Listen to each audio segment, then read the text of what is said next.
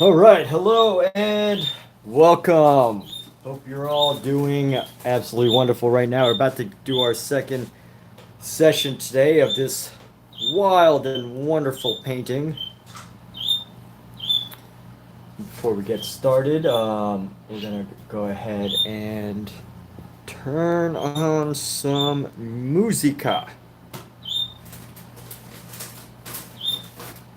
Playing music while you paint? Yes, but it's on my headphones.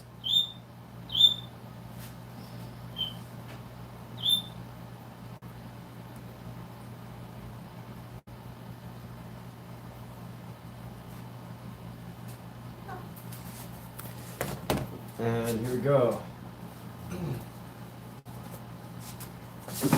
Gloves here. Gloves are part of the creative process.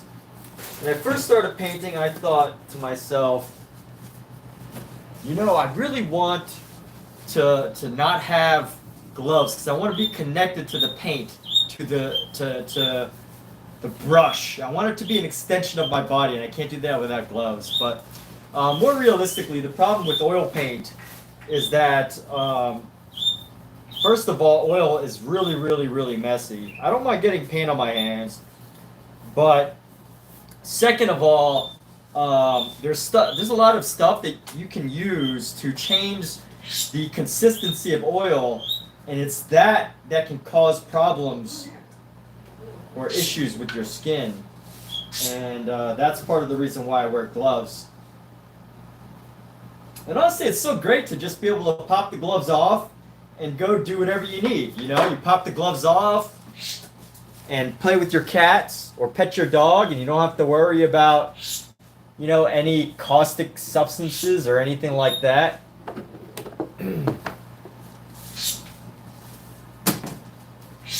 And here we go. Let's I have a little bit I want to do up on his head here to help to separate some of what we've got going on.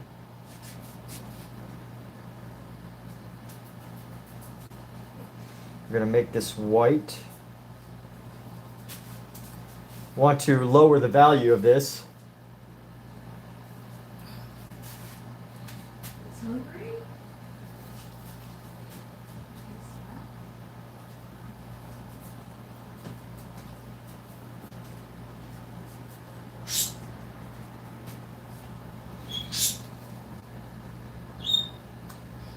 And we're going to go ahead and lay this down. I want to reduce the shadow on this forehead a bit. It's actually a little too I took away a little too much now, but let's see. We're going to go like this and go a little bit down here. And we can actually start to kind of put this into this section here, start to add some color variety. Actually, you know what? I want to add a little bit of color, pops of color into this guy here. So I'm just going to throw in some of this pink. What are you doing? Just a couple little touches of pink here.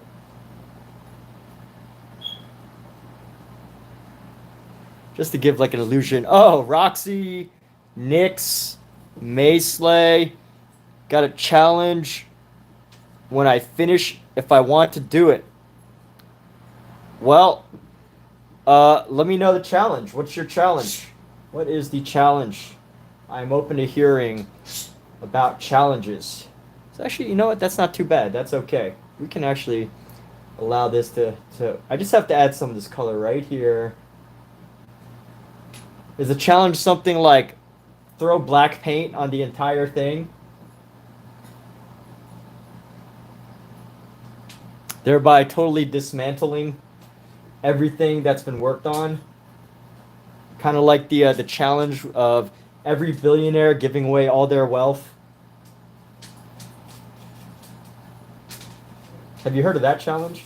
Yeah, I like Giving away all their wealth before they die.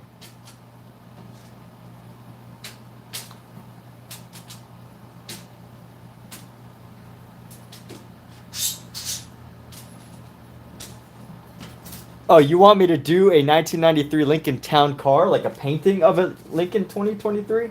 I mean, I'm not like that into cars, honestly.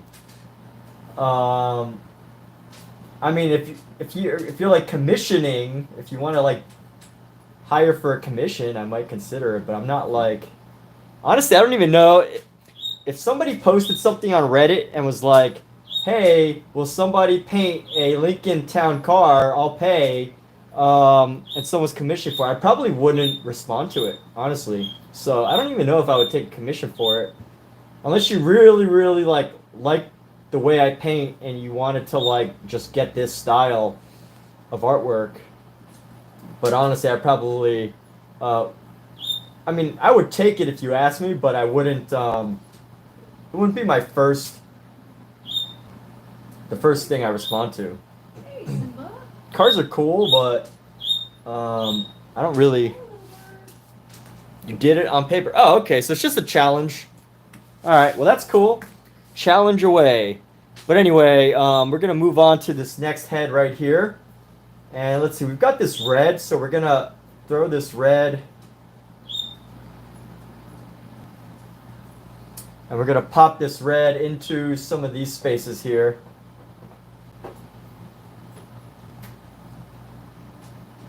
Little pops of red into this area. So you like to draw? Oh, that's cool. All right. Your dad's first car. I think people's first cars are very, definitely can definitely have an effect on their emotions because who knows all the things that go into your very first car, like I think back in the day, a lot of people used to hook up in their first car. Kat, did you hook up in your very first car? Yeah, she's like, yeah. Didn't you? See, I can't really hear you. What? Didn't you? Yes, but at the same time, I think everyone does. So, That's why parents don't want their kids to have cars. huh? That's why some parents don't want their kids to have cars. Right. Like maybe that's even like the car that, yeah, it is a very memorable vehicle, the first car.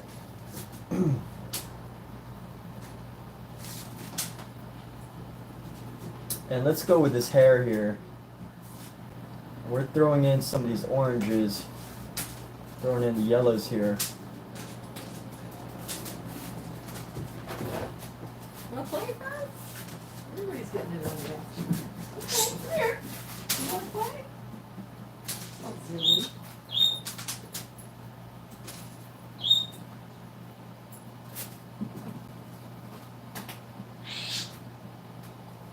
We're gonna give her some vibrant colors. Most parents don't want their kids to have cars because they will just think they're GTA. Yes, I believe that is true as well. GTA. So we're gonna go with some deeper reds for this figure here. What's a GTA? Huh? What's a GTA? Grand Theft Auto, it's a video game. Oh, that. Oh. And let's go with a deeper orange. I've wasted so much brown. Let me see is this some of this brown? Ah, That's some of super this good brown. for ass. What'd you say, babe? I thought it meant good for ass. Good. Good, but no, that's the wrong. GFA. Yeah, good for ass. Yeah, right. Simba's in the mix. Look at this. Yeah. So we're gonna go down here, and as you can see, some of these shadows right here are actually quite rough. And what we're doing here is we're actually going to use this, and we're gonna use a brown for this.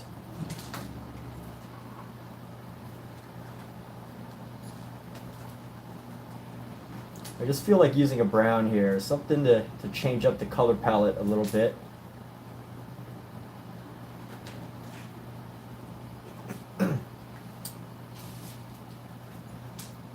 Stuff here. Stuff here.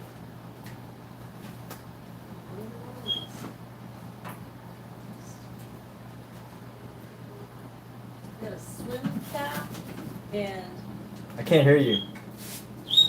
got a swim cap and swimming goggles. Yes, You know about those are that? mine. Huh? Why are they in this basket? I don't know. It's the first I time can't answer all your questions right now, Kat. I'm home.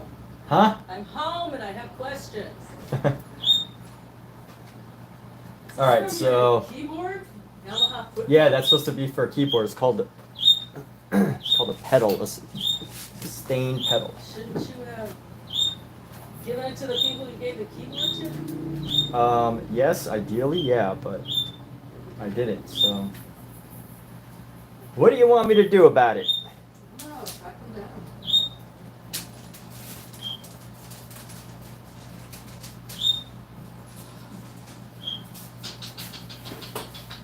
So I'm using this interesting color. It's a darker color to create the shadow on the face. And I may or may not regret it. I don't know. We're going to find out as we continue this piece here.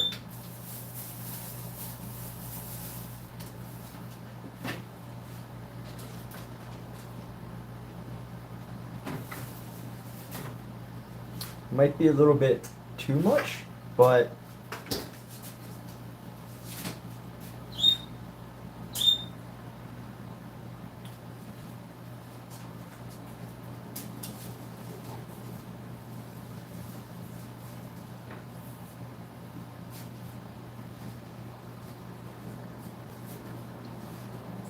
let's see. We're gonna go around, and it kind of looks like a vampire right now. This, with this blood dripping down the side of her mouth. But let's see how we repair this. Somehow we will make this work. That is the magic of painting. The magic of painting is that you can always make something work. As long as you have the time, right? Like if I only had one day to paint this, I would not be painting the way that I'm painting right now, which is, you know, a much slower process, much more detailed. I mean, you could still get very detailed work, but I have so many pieces here to navigate that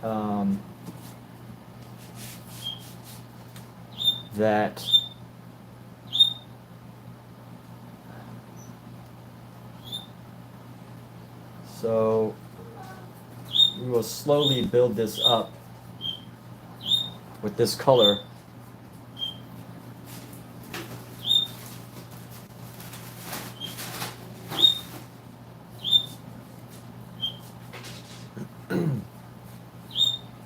And here we go.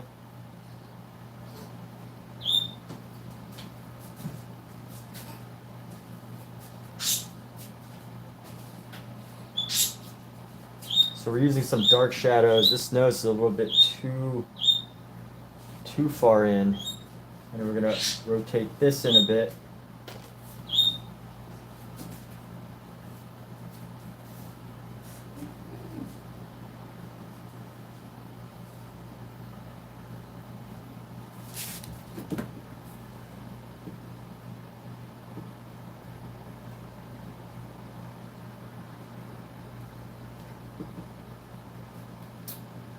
All right, that's enough of this shadow color. I need to start working to turn it into something pretty, which right now is just brown, which is not very pretty. Unless you're painting a tree. Brown's a great color. If you're painting a coffin, death rattle. You love to make a song with one of my pieces. You love the artwork. How do you mean you'd like to make a song with one of my pieces? Do you mean you have music on TikTok and you would like for me to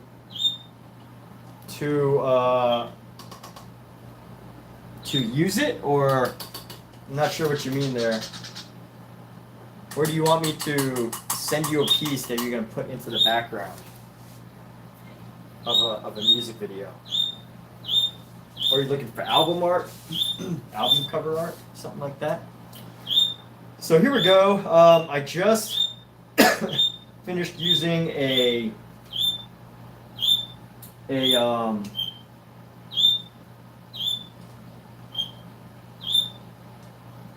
just finished using a rough brush, and now I think I need to go into this and really tighten up what we've got here. And I want to use some reds and yellows and whites.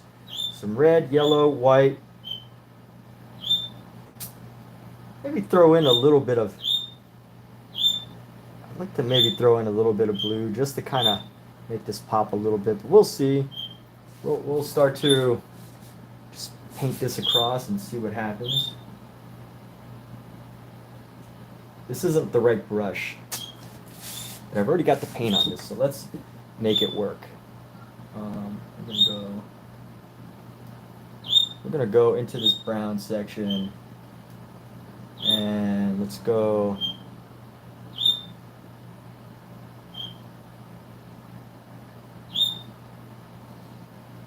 I want to make these shadows a little bit light, lighten these shadows a bit. Let's see what happens.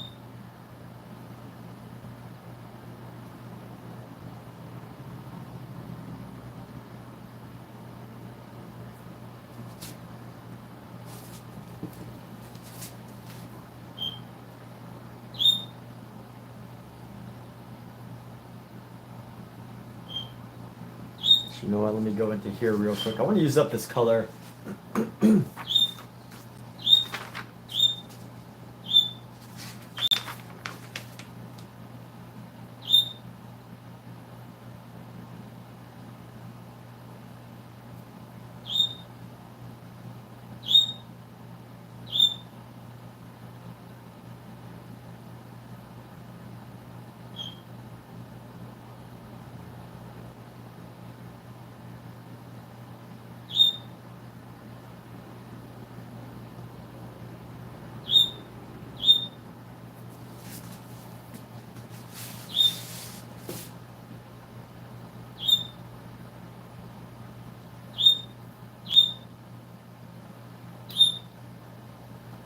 So you said,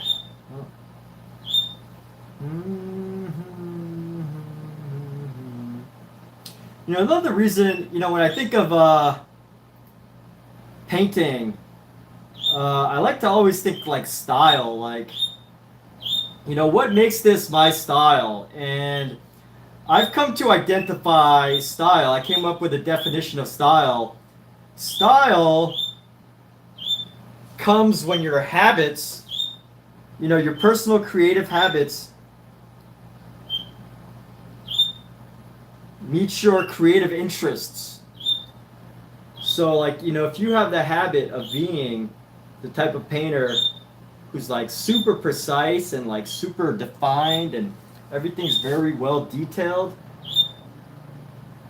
then there's a chance that and you follow like, and you're obsessed with like Leonardo da Vinci, then you're probably gonna create like super detailed, beautiful classical pieces. But you know what? If you identify your habits as like, just wild and expressive and just like maybe outrageous, then, and you follow a lot of like modern contemporary artwork, then you're probably gonna go for some outrageous ideas. So I think of this as somehow as an element of my style, but not totally.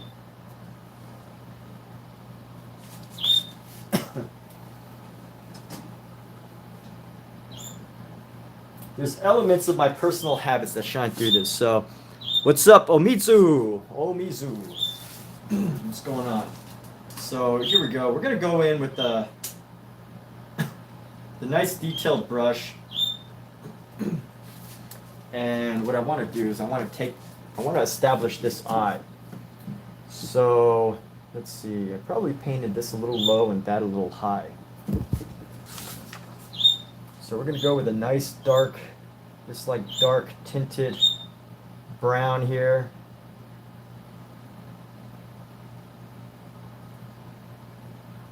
Let's grab this brown.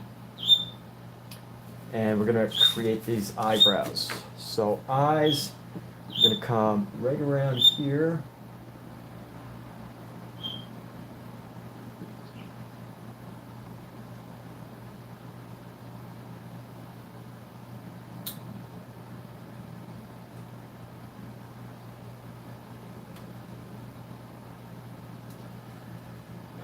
And then we're going to do the same thing on this side. We're going to get a set of eyes like right here. Got to match the other side here.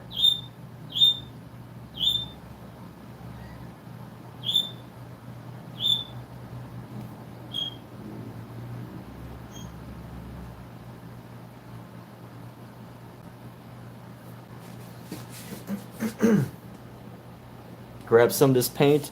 Mark Dietz, so Mizu, what's going on, everybody? Hope you're all doing fantastic. Good afternoon.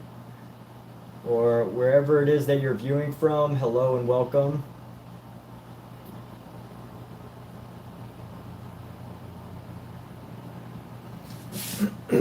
So I had to raise our eyebrow, our eye here, a little bit. And I'm going to create some shapes here that help to establish our area. So here we go, it's going to come down. And we're going to bring another part of the nose down right here.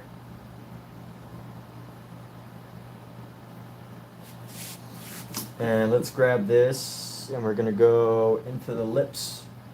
I'm going to keep these lips red, but we're going to get some of the shadow.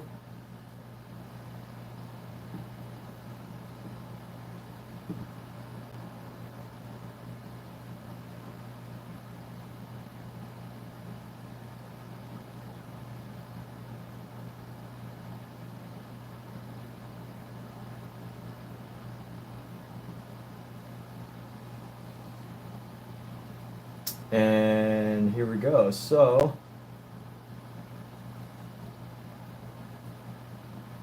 I'm going to have some of this shadow coming up to define the outside of the lip, the edge, the bottom edge of the lip, the outer edge as it goes into shadow and disappears. And then we're just going to paint in some of this space.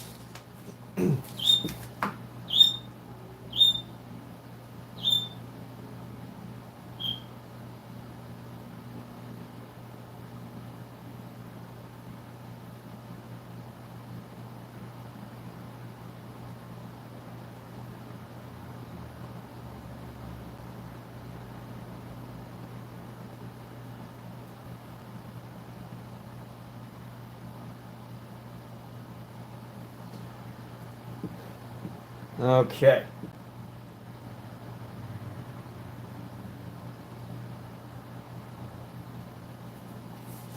I think similar to last time, we could probably lower this nose a bit.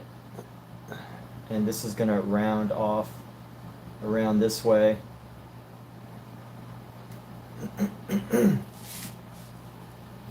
And there's a lot of things going on here that we're going to have to work on. So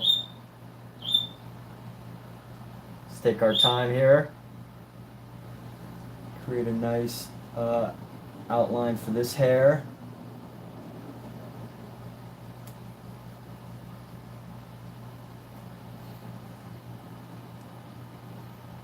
And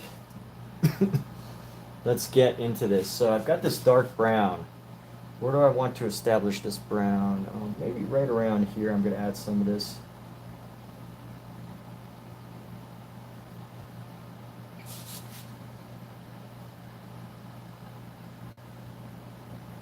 Create some roundness in the eyes right here.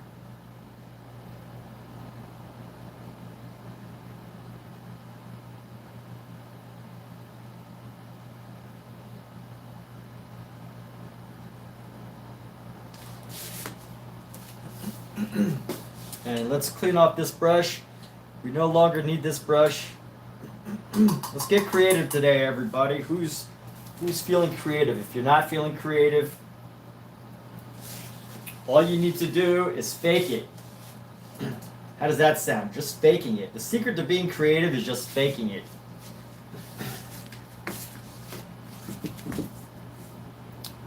At least for today. It could change tomorrow. The secret of being creative could change tomorrow. But at least for today, all you need to do is fake it.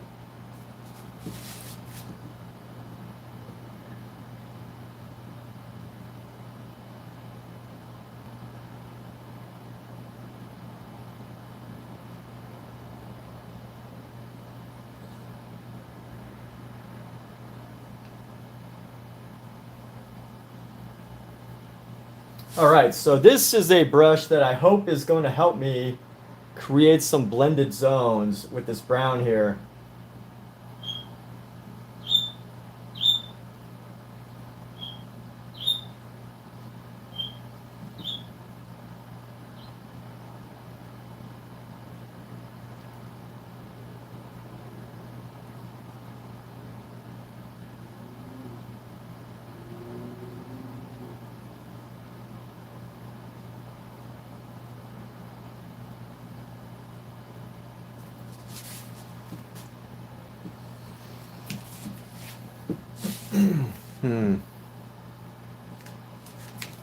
Maybe go back to this green a little bit.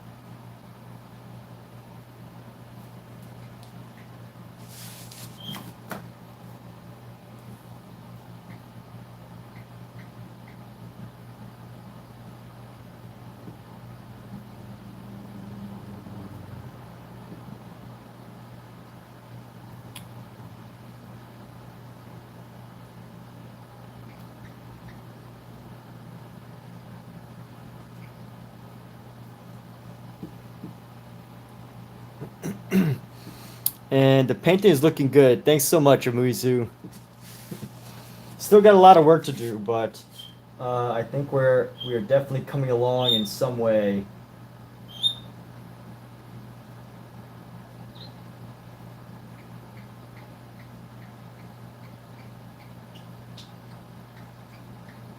This needs to calm down right around here.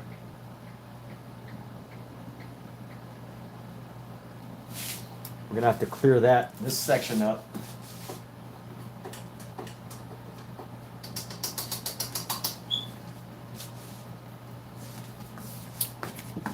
And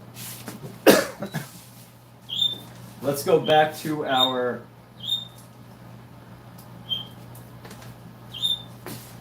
I'm gonna get so much use out of this little filbert. Do I ever work larger than this? So you're actually catching me. So the way I started painting, the way I decided to change sizes of my paintings is the graduation process. So I started off with super tiny paintings.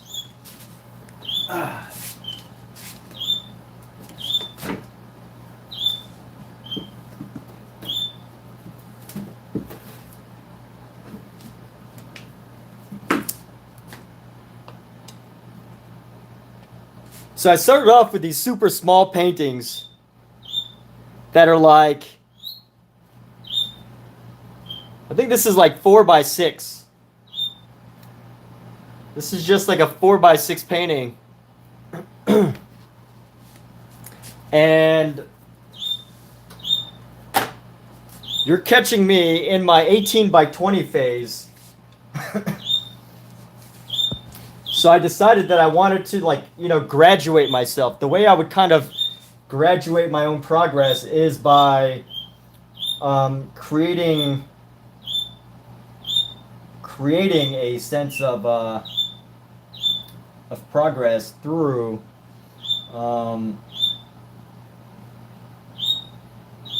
through gradual updating of my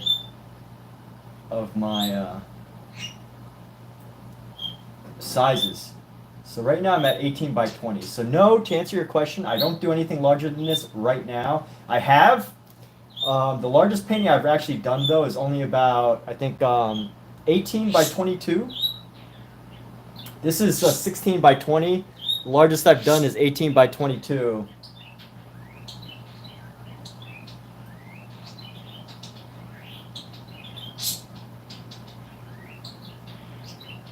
So you are catching me on my 18x20 phase.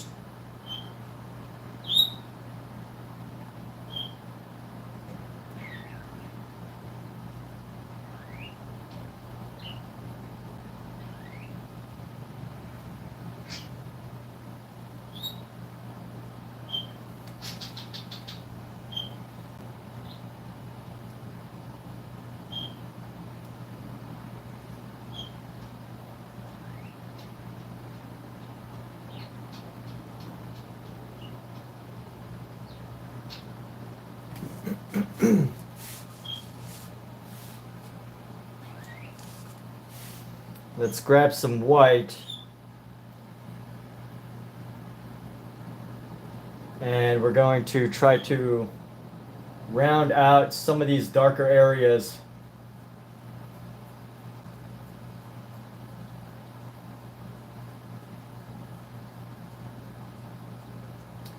Just to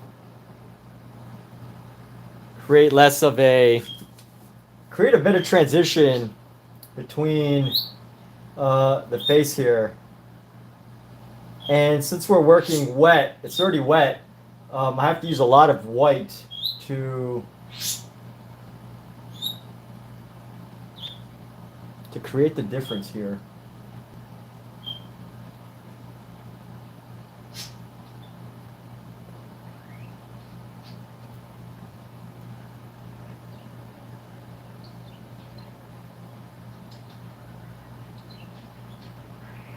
But do more intimate pieces, they're definitely easier to finish.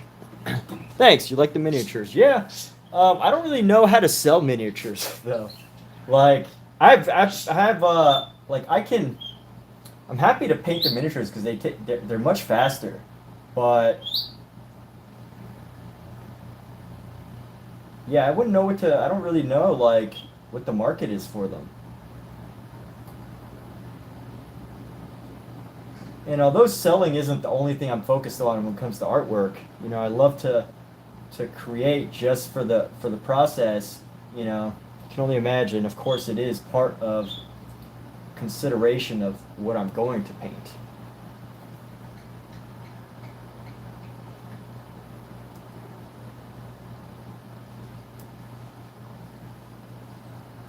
So let's bring back some of this.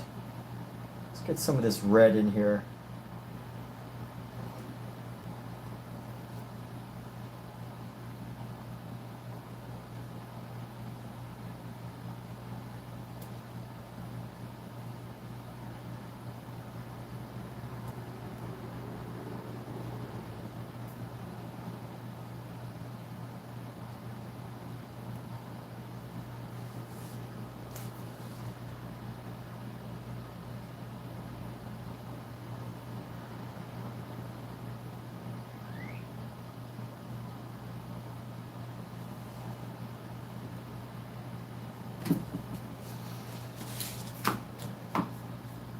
And here we go.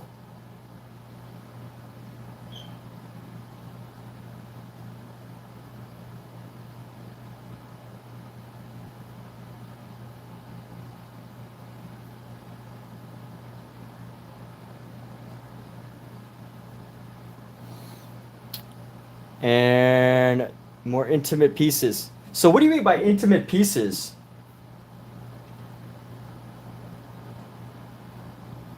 Do you mean like pieces that are more personal, or what do you mean by intimate?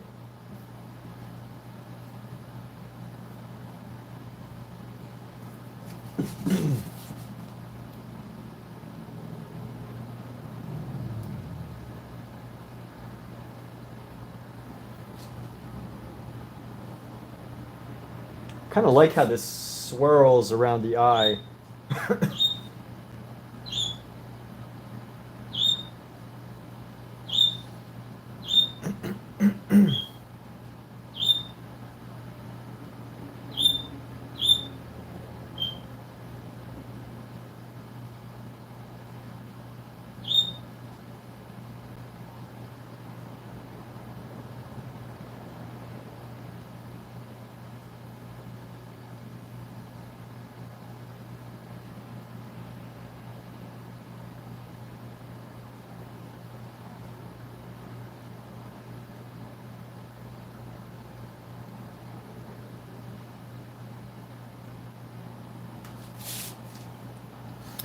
Just trying to create the form of this face a little better. Ah, smaller. I see. Cool. All right. Good to hear. So here we go. So I have to decide how much shadow I want to leave here. I also messed up on the head a little bit. It's a little too wide. But I think I could probably push it out just a bit further without having too negative of an impact. So we're going to use this lighter color. I'm going to come out just a little bit further.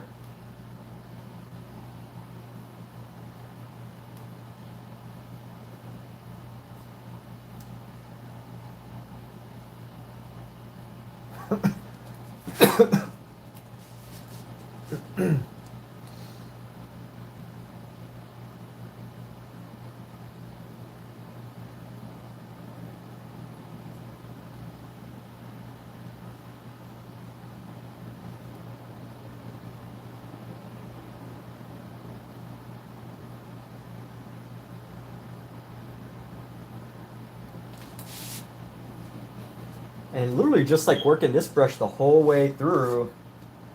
I'm gonna lay this down, clean it off, and then start the next phase. Yeah, I haven't I don't see myself going smaller again unless like I'm gonna do a study. I also have so many canvases that I need to repaint. Like I've got a huge box full of small canvases ranging from 4x6 to like anything smaller than this, that basically with maybe like 20 paintings at least that I need to paint over, and I have a series that I want to do on top of them. So I don't really have like so I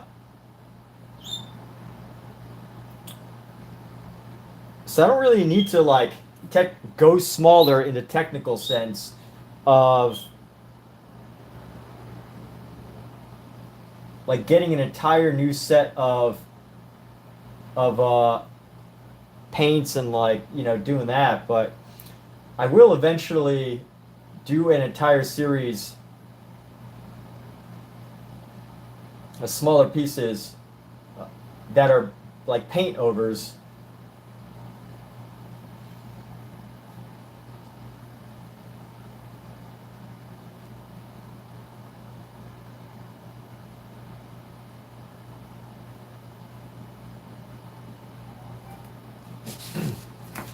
So blending her with an olive, and let's see, how can we make this?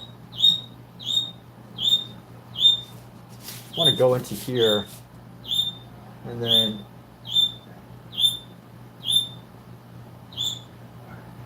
Go into the nose here. I want to carve this out a little better.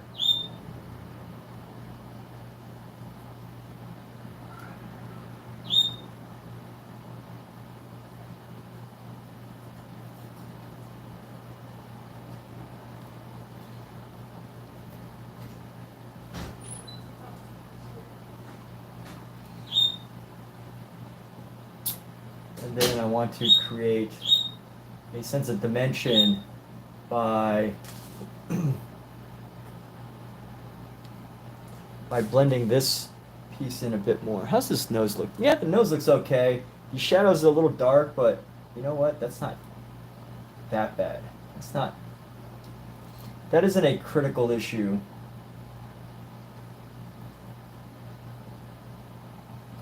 But I do want to lighten these shadows a bit, so we're gonna blend them down nice and gently.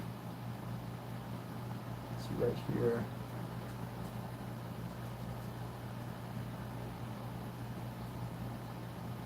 Just so it's not as harsh.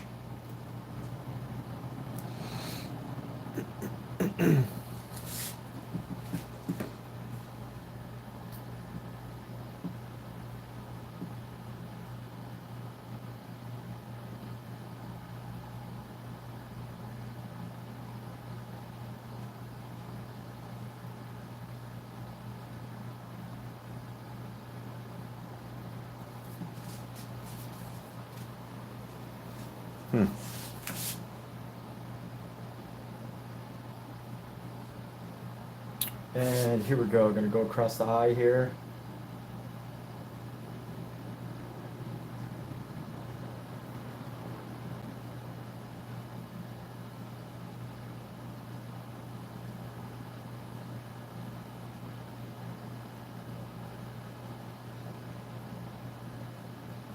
Let's see how we can highlight this lip here. We already got this highlight right on top of the lip. We're going to bring a little bit of light into this space just to show some curve on the nose. And let's add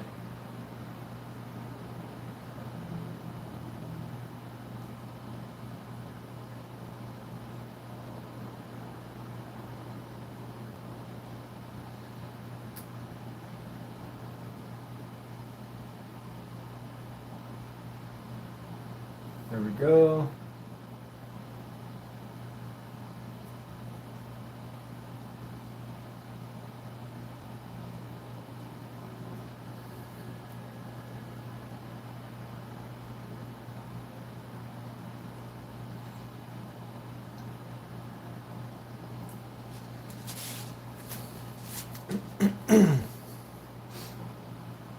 I'm gonna add, let's see.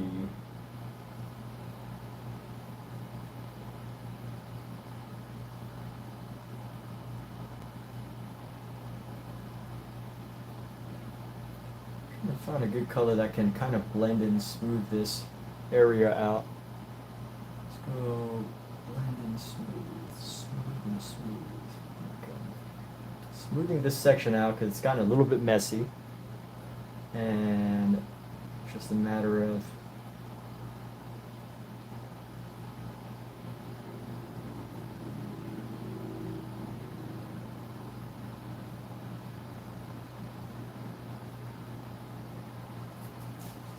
some softer brush work, I guess.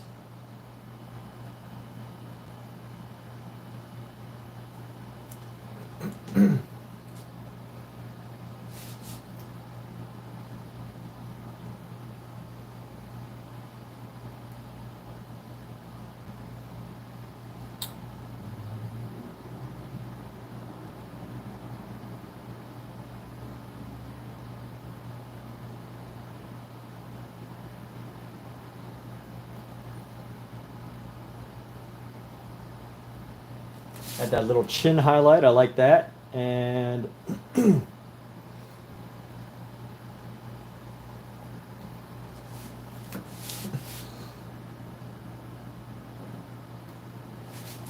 let's go like this. So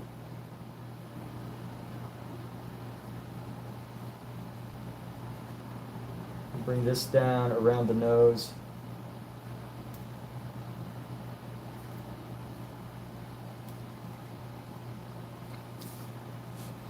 And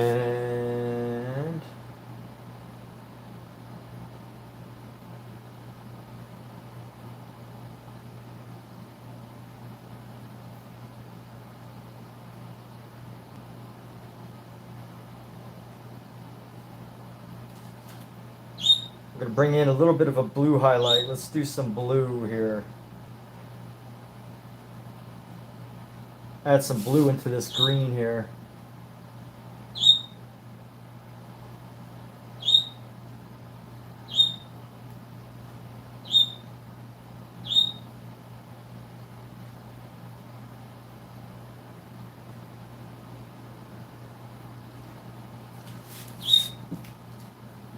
And seems to be giving her some life, right? I would say so.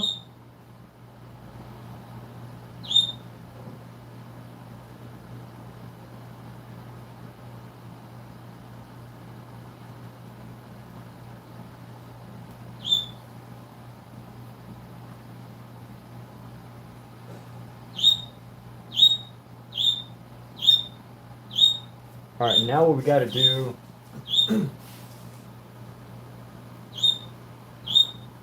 actually, here, we got to take some of this brown down. Got to bring some of this brown back to town. And it's going to go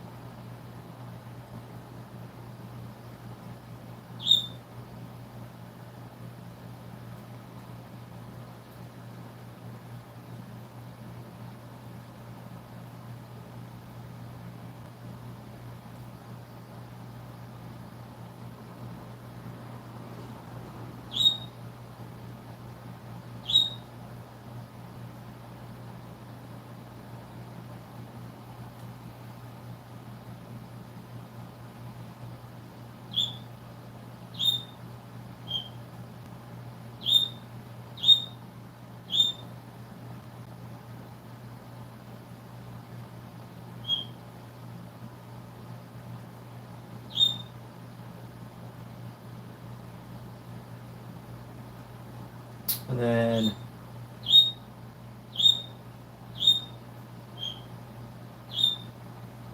tighten up this shadow.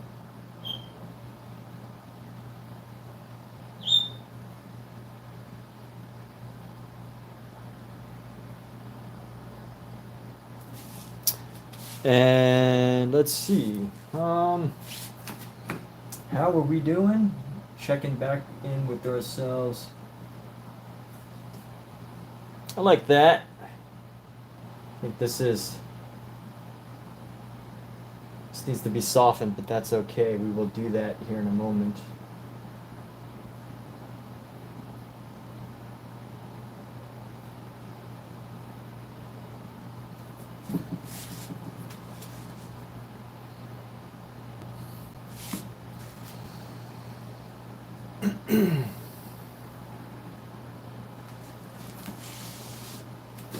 I'm gonna clean this brush off.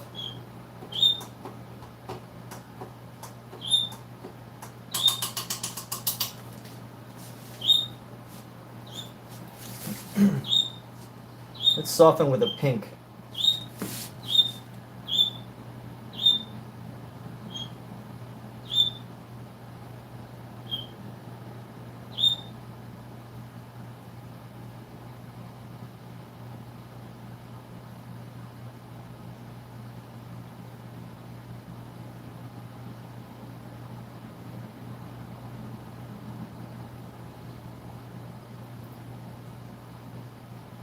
There we go. Okay, this is good.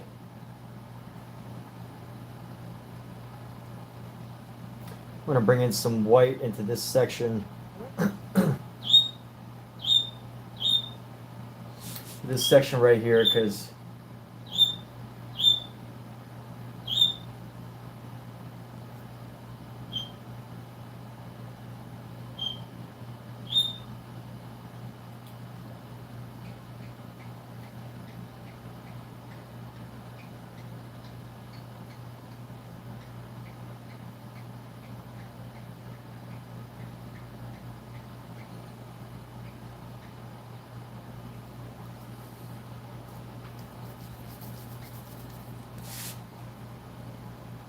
there we go. I can live with this.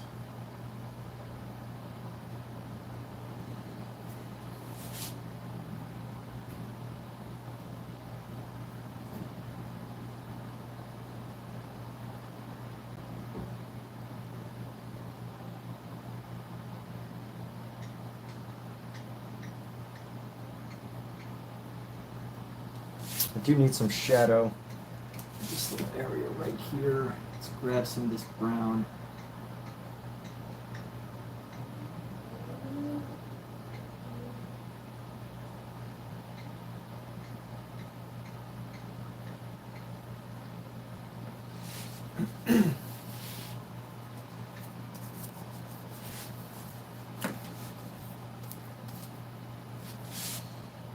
Grab this white again.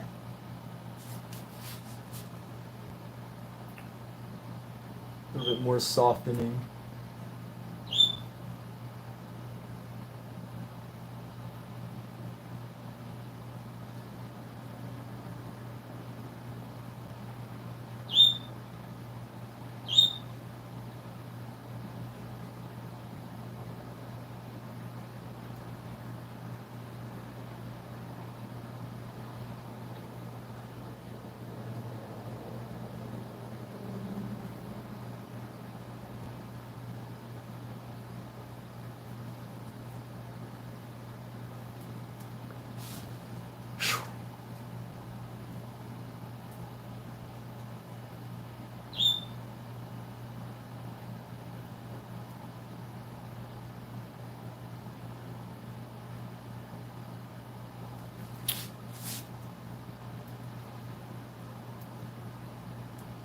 And there we go. Huh.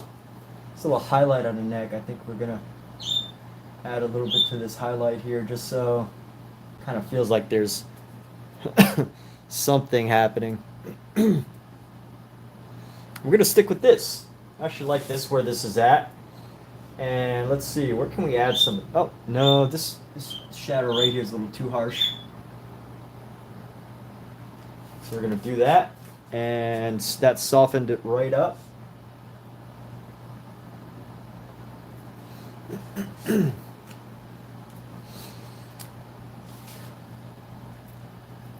Is that a tiny Deadpool face on a guy's forehead in upper left? Yes, that is. So somebody came into this live stream. I don't remember who it is, but they said they would get. Their exact words were, "If I had $5, would you put a Deadpool? Would you hide a Deadpool face in here?" And I said yes. But you know what? My business brain didn't kick in, so I instantly just started doing it. And so I did it. The guy didn't give me $5. He said, "Well, I don't have $5." And then he said maybe, but he didn't have $5. So anyway, I like Deadpool. I find it kind of funny, so I decided that I'll keep it. But here we go. I like where her face is at. I like where this face is at. Let me see what I can do. I want to actually need to fix this area right here.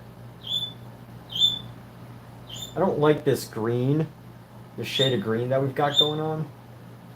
It's a little bit untouched. It feels unfinished. So I want to blend it a bit.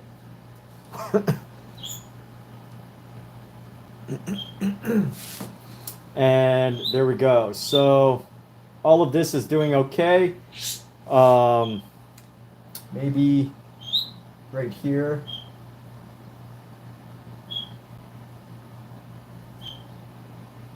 Change that tone a little bit.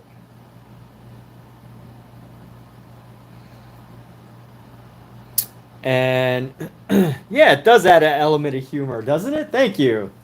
It does. And that's part of the reason why I decided to keep it, because I almost didn't keep it. Yeah.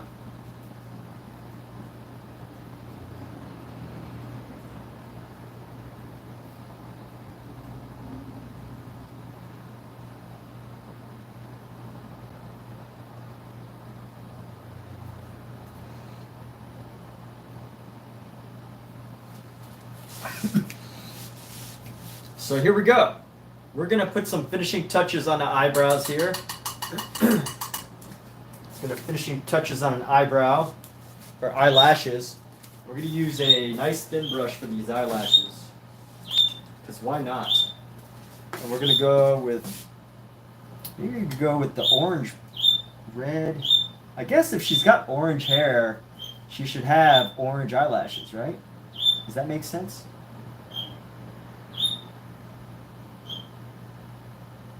I guess her her eyes in general should be kind of red, but anyway, let's go like this. Just little pops of color.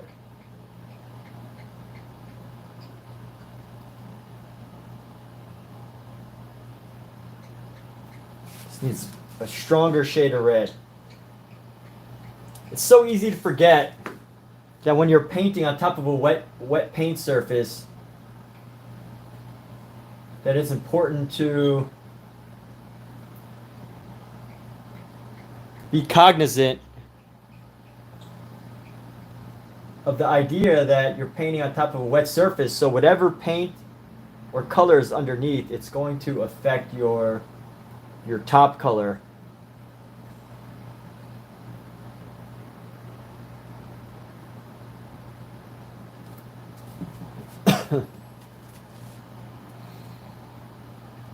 So one with the red.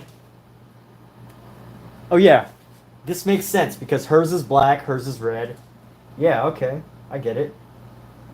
You know, sometimes I do things and, you know, my mind's just kind of like on autopilot.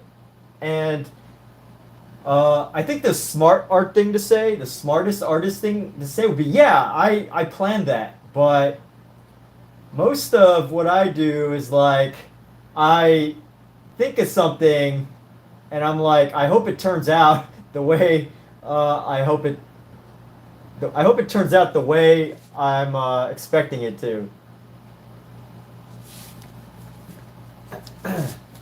But anyway, oh, they do have eyebrows, but they're not like very defined eyebrows. Let's see if we can throw them in there.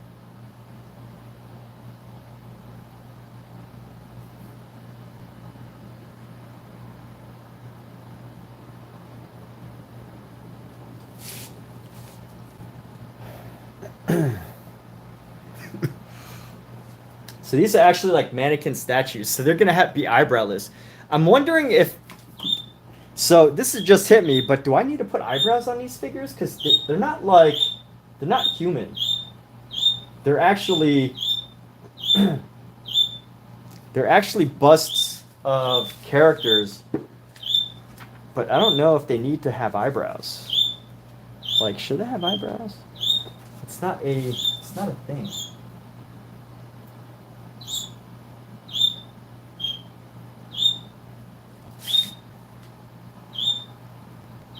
The eyebrowless humans. The eyebrowless humans.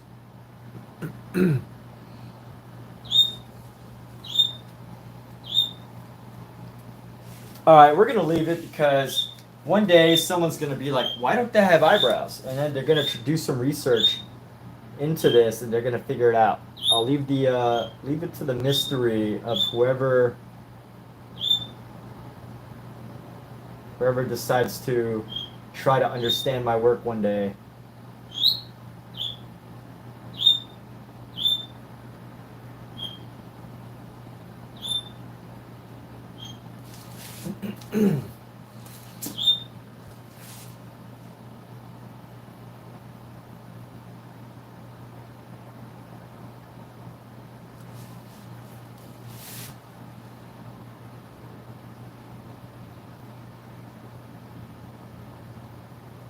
Okay. So job done on this one. Let's go to our next section.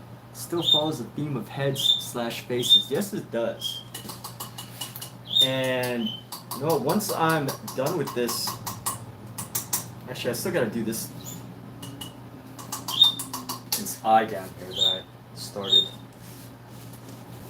So I don't even know what this eye. Which eye is this? I can't even remember which eye this is. What's I trying to do there?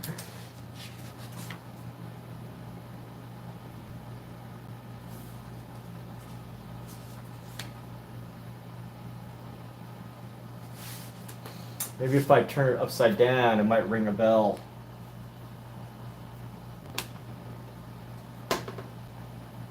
Huh.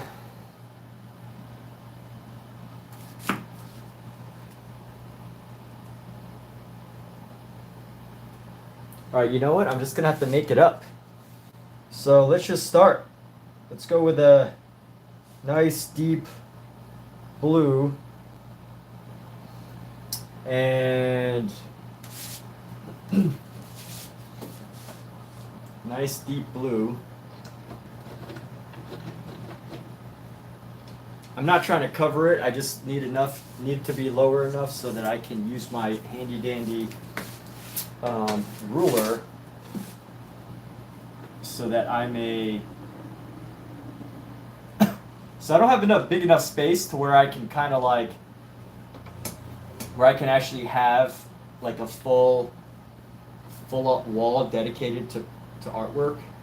So I have to kind of improvise, and this is my improvisation happening.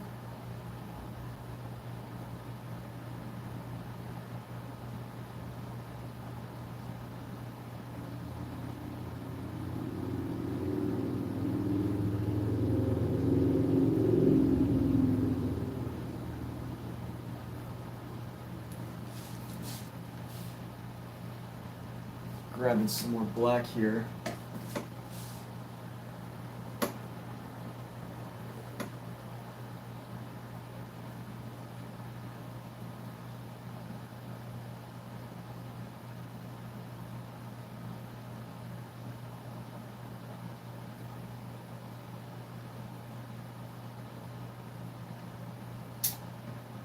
And then we're going to go in a bit more. We're going to have a nice little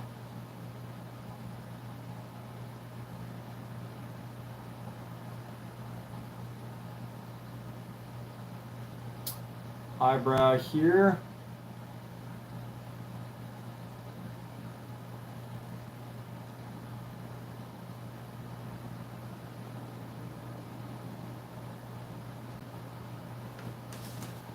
Or an eye.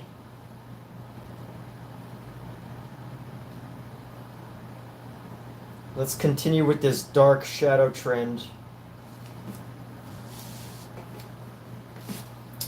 And we're gonna paint this.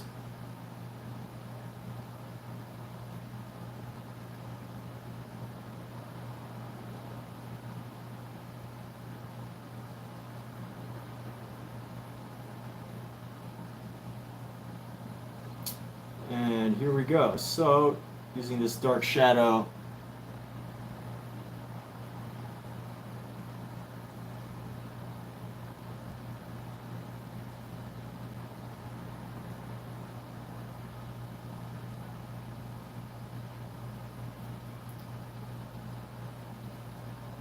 and we're going to come back with this.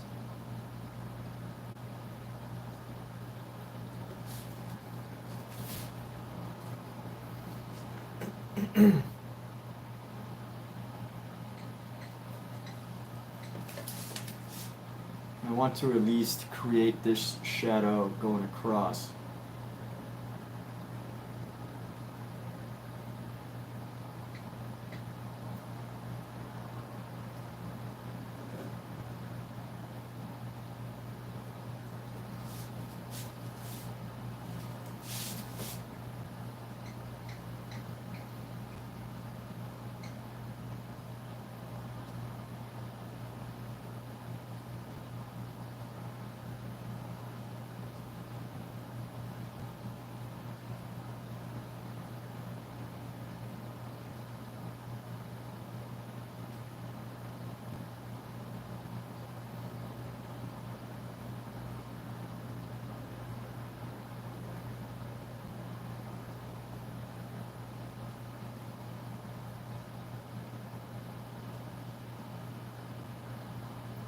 And coming up,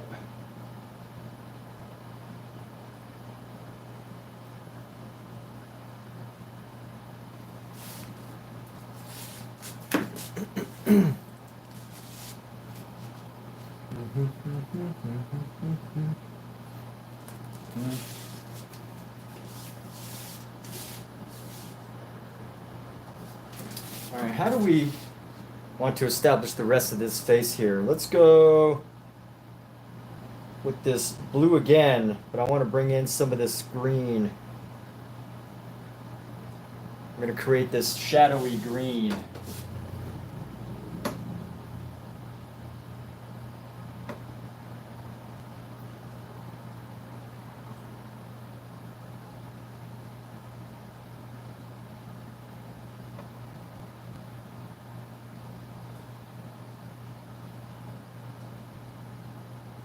Could be a little brighter, I think. Yeah, I could add a little bit brightness to it. This might be a little better. It's a little too dark. The value is a little too much. Too dark.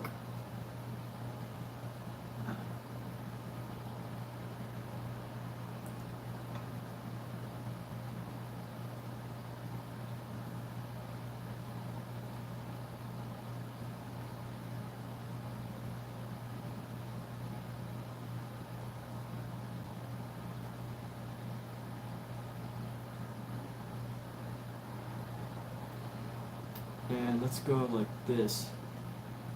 This eye's gonna come around right there. Have some serious eyeshadows there peeking through. And let's see. So the rest of this face is really just not too difficult. Just gonna make sure I don't lose myself.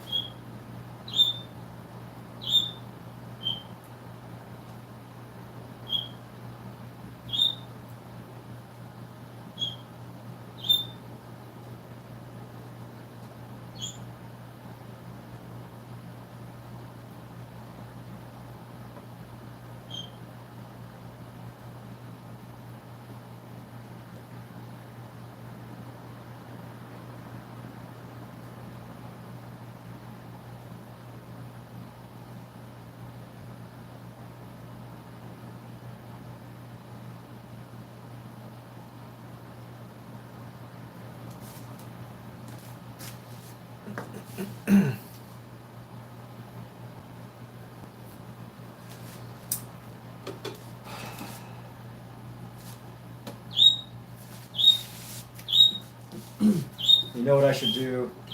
Clean this brush off. Get a smaller brush.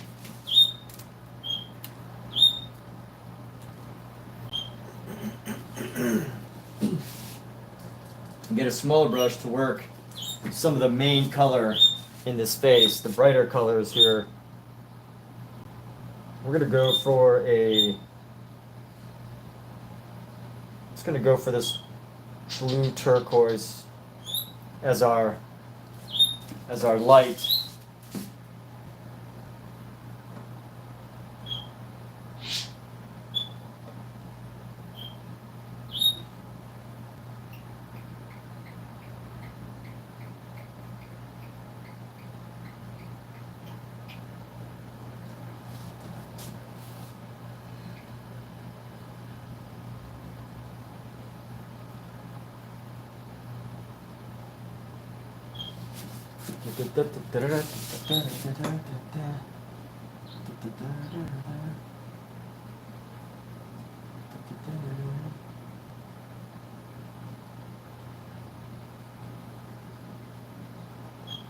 And that's that, and we're going to add some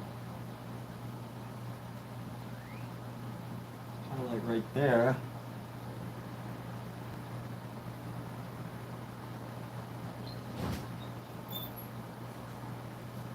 I think this eye is going to be good practice for the other head, the other version of this head, because This is not an easy face to do Where's your clothes? with all of its wrinkles and fine-tuned wrinkles. Is this the naked portion of the? Huh? Is this the naked portion? Of the show? Yeah. Yeah. You can't actually see me though. They can't see you. Huh? You're just hot. I said you can't actually see me.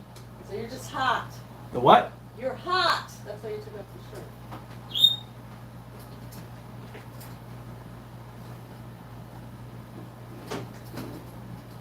Okay. And Oh.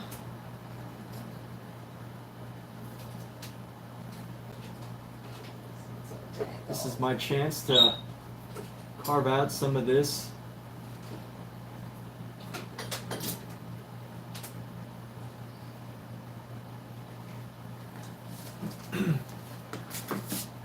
And let's see how that eye looks in here. All right, that's not bad. This eye looks okay.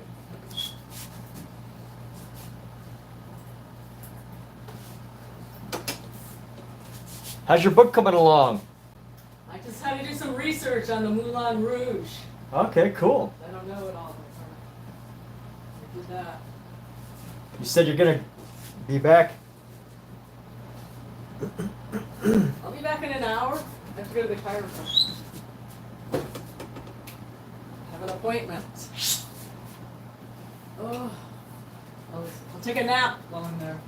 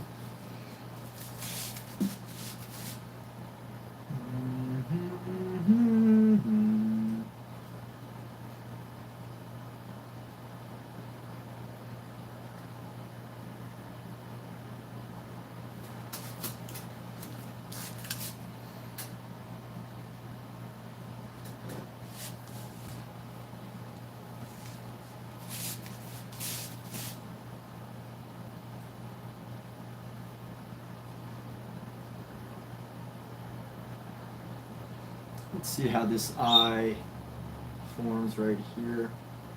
Get some of this. Get this down right there.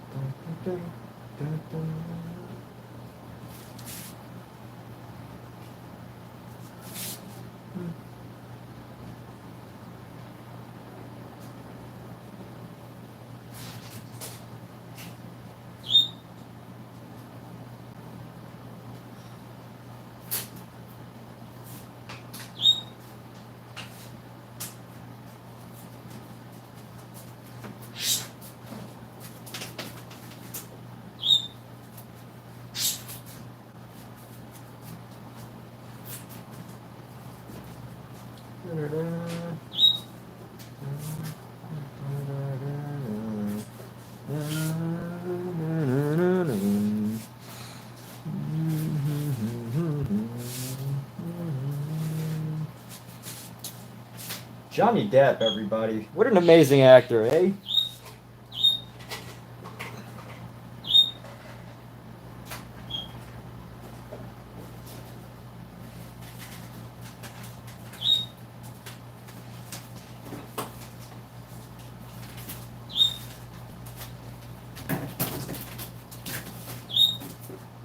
Okay. And this is a shadow that doesn't need to be that dark.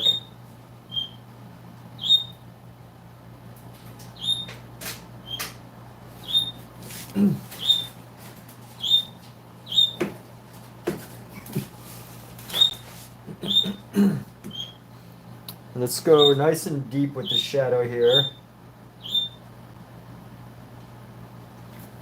And we're going to go into this neck.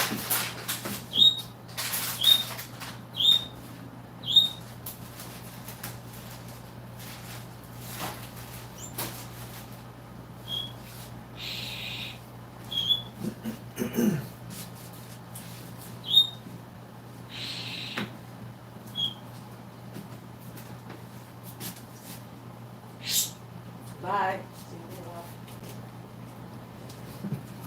Getting out of here? Chiropractor. That tastes good. What is that, Shimiko? Yeah. Some of the kids.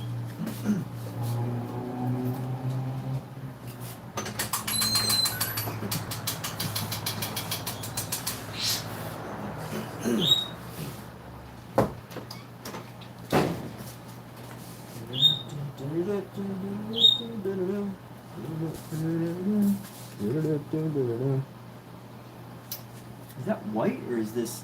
Can't tell if that's paint or just a white space.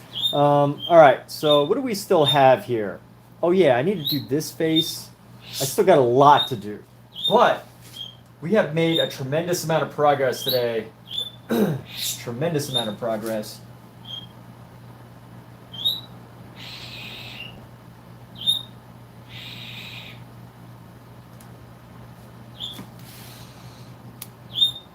And that is all we can.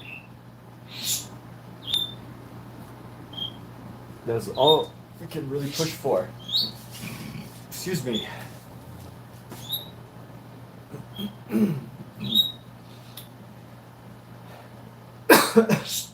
Let me. Oh, why is this stuck? There must be some paint on here that is causing this some stiffness here. So I need to get some friction.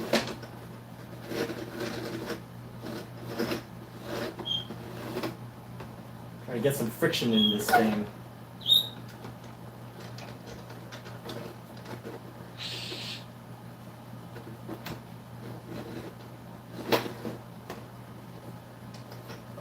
All right.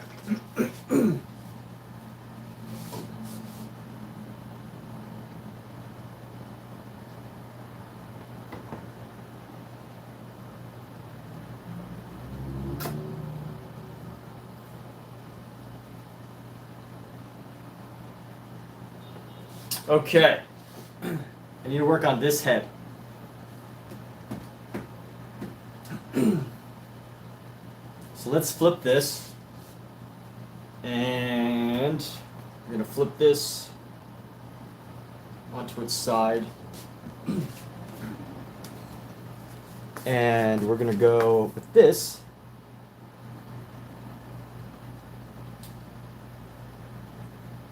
And let's see how we want to do this. What do we want to use as our main color here?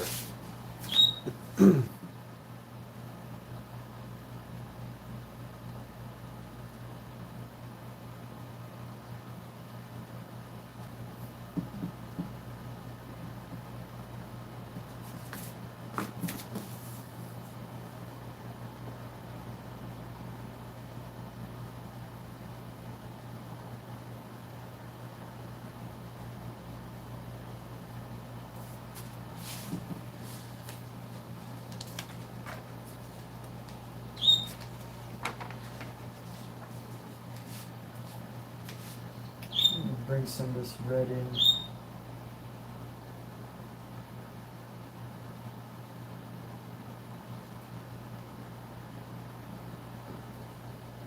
Red better.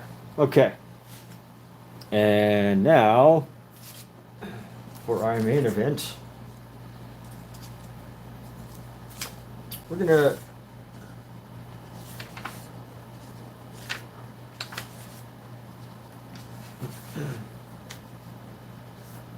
We're gonna go for a deep purple here. Not the band. We're gonna bring our red in this purple area. Get a little bit more of this blue. And mix a nice dark purple, hopefully, is what we're gonna get. That's how we're going to fill this section right here.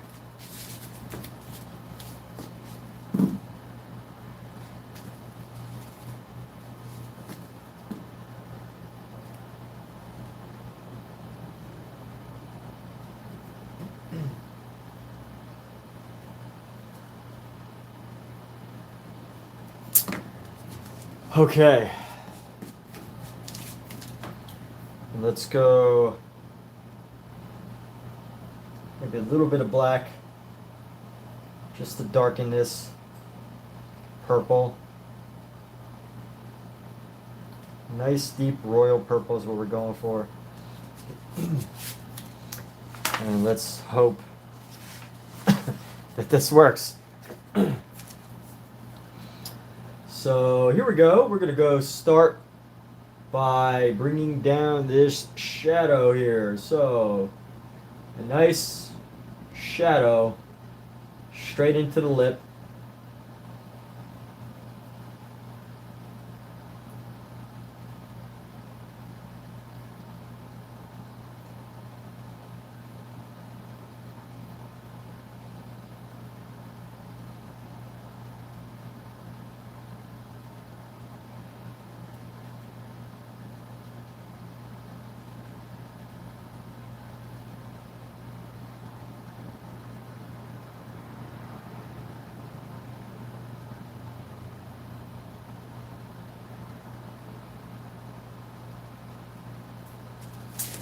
Okay, and let's go like this, carve out a little bit of this lip for the shadow, and we're going to go around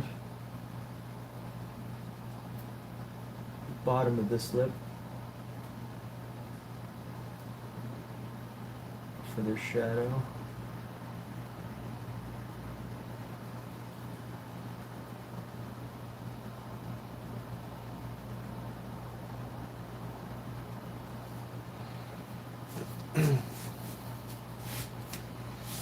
Let's establish the shadow a little better here.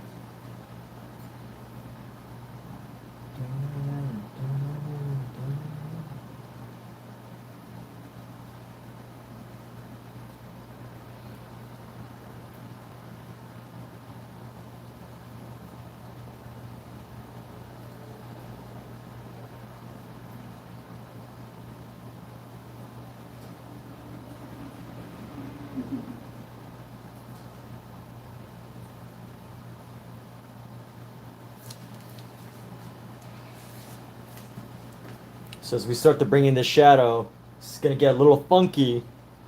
So just be warned that if you're watching this, this is not a, my YouTube channel isn't really like a follow along type of tutorial channel. This is really just like kind of how I paint. And honestly, my technique is highly questionable by professional artists because I use first of all, I use a brush to sketch out everything. You know, it's freehand, which means that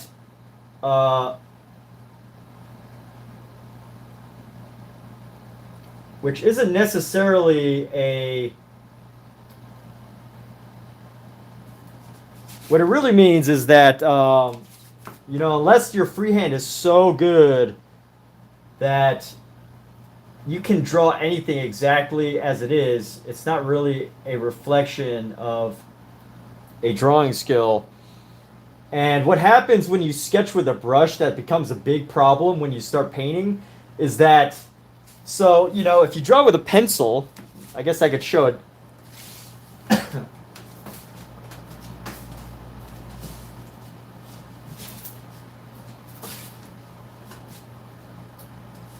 So I usually actually even sketch with a pretty big brush. But right, if you're sketching with a pencil, you got to see that the tip of this brush is like 5 times bigger than the tip of this pen. And what happens is you can get lost. Like you can see some of these lines. You have to make decisions on the spot when you're painting of how whether the other side, this side of the line is the edge or this side of the line is the edge. So you really have to make these decisions. And when it comes to painting, the tiniest difference the tiniest change can make a difference. Even the tip of a brush, the size of the tip of a brush can make a whole difference on how the face looks. And the majority of artists who are professionals who make some amazing work, who sell pieces for like hundreds of thousands of dollars. I mean, we got artists that have the way artists have been doing it since the 1400s is not this technique, right? They usually they're like perfection, right? They find ways to perfect what they're trying to design, whether it be pencil or whatever resource they need at their fingertips is what they use. So my style of doing things is a bit rougher. And honestly, the reason why I still do it is because I feel it's important to keep a little sense of yourself in artworks. And not always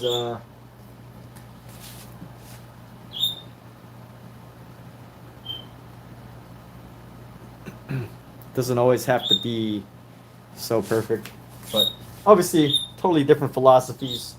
But yeah, so the whole point of what I was trying to say is just making the point that this is not a tutorial for anybody who watches this now or later, and you're trying to figure out how to paint. Take away the simplest ideas, right? The simplest ideas is sketching this out beforehand, no matter what, right? No matter what technique I'm using, the most obvious and one that is pretty much universal is sketching it out beforehand. Whether you use a pencil or whether you use the brush, it's almost impossible to avoid. So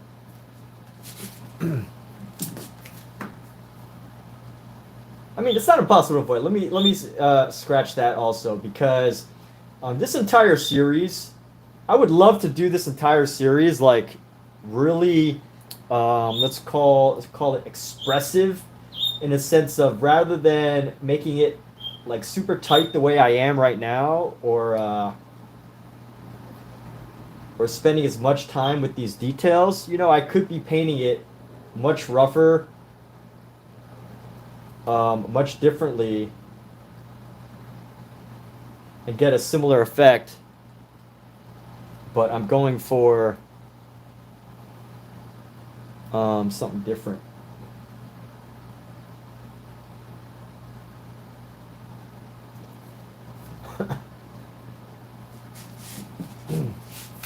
I want this piece to be a bit more, this series to be a bit more controlled.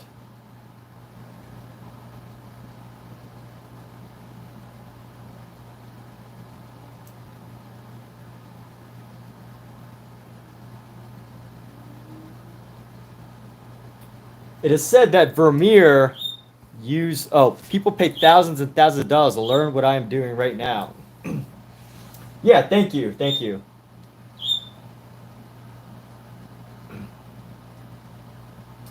But it's definitely one of those things. Like this is not not necessarily a tutorial, because the way I do it is so different. But I still apply the principles, right? Like it's the principles that I apply that are pretty consistent, right? Like color theory, things like that.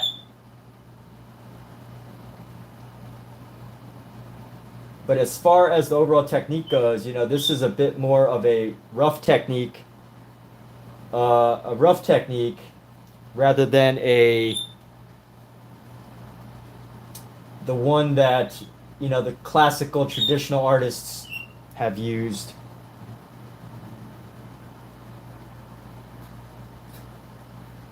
So just be warned, where if you ever paint and a teacher ever asks you, hey, how come you're not sketching it out beforehand with a pencil, or using some sort of projection device to get the perfect piece, so you can't blame me. Yeah, just kidding there.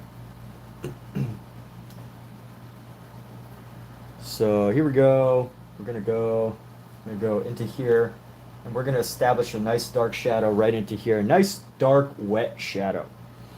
So dark wet shadow right here. And not be shy with the paint.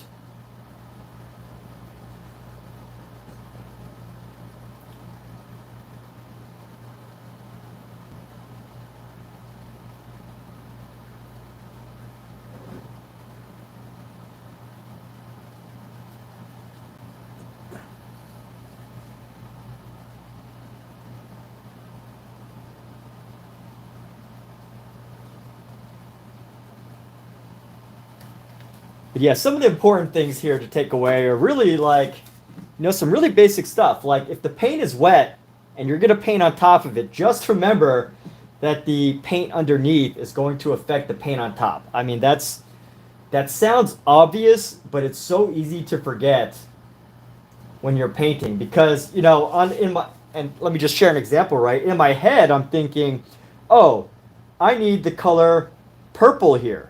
So let's just pretend this green is wet, right? Let's just pretend this little section here, it's green, it's wet. You know, in my head, I'm thinking, oh, I want this to be purple. But rather than mixing purple and then laying it on, what I should be thinking is, and realizing, is that this green, it's not wet right now, but just for example, you know, this green will affect the shade of purple that I have right here. So just something to consider whenever you're doing this. But you know what? Those are the basics. You know, just the basics. So we're gonna go nice and deep with this purple, and let's go around and and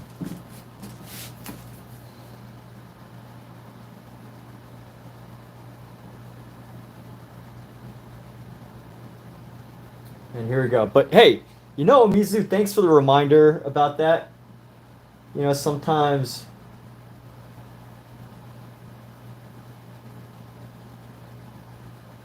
it's easy to get caught up in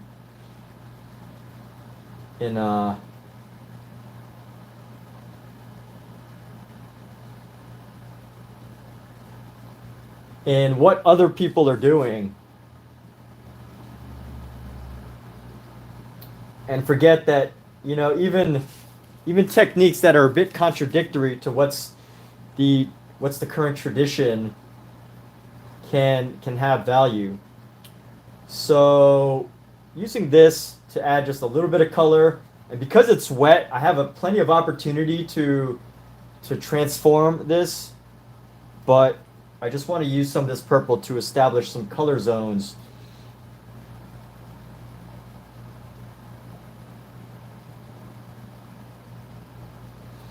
And what we're going to do is we will have an opportunity to modify this.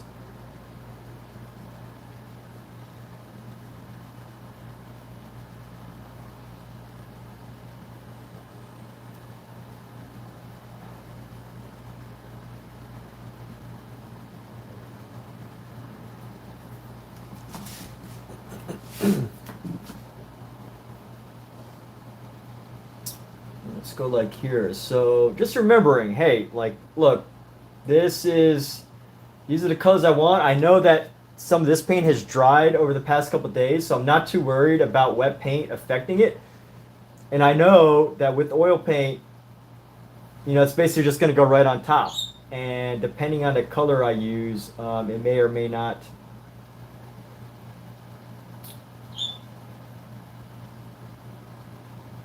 may or may not be transparent. Rather than the color, the specific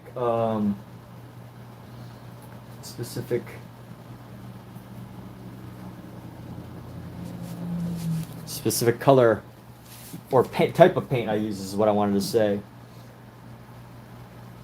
Because some paint is more transparent than others, and that's going to create, you know, a different experience as far as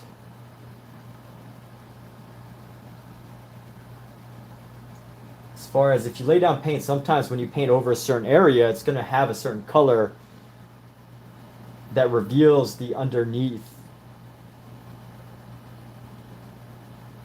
whatever's underneath.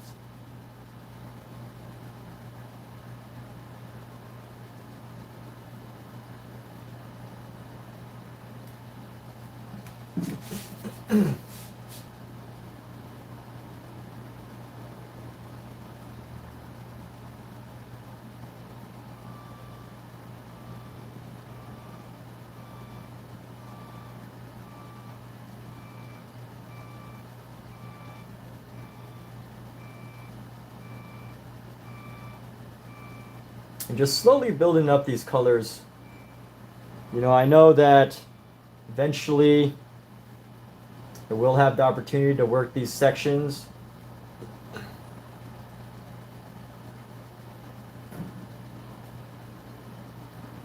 And build the right colors that I need. So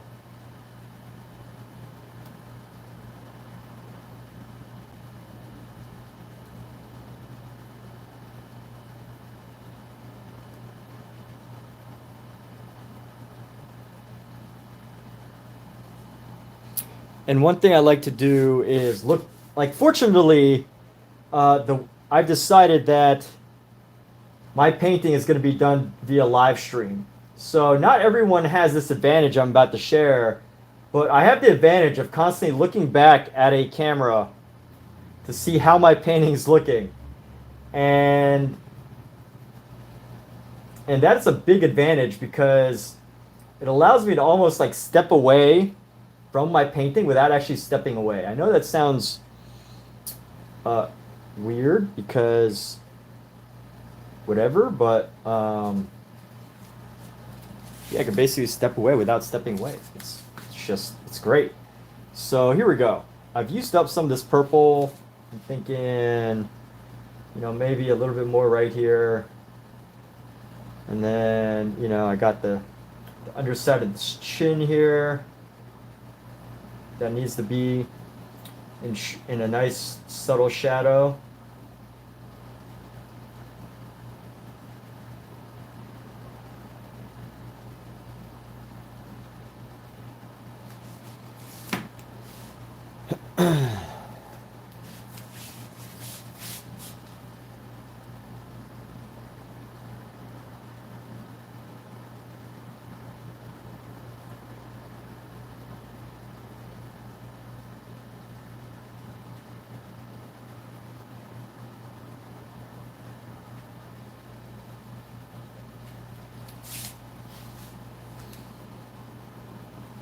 And here we go. We're going to clean off this brush.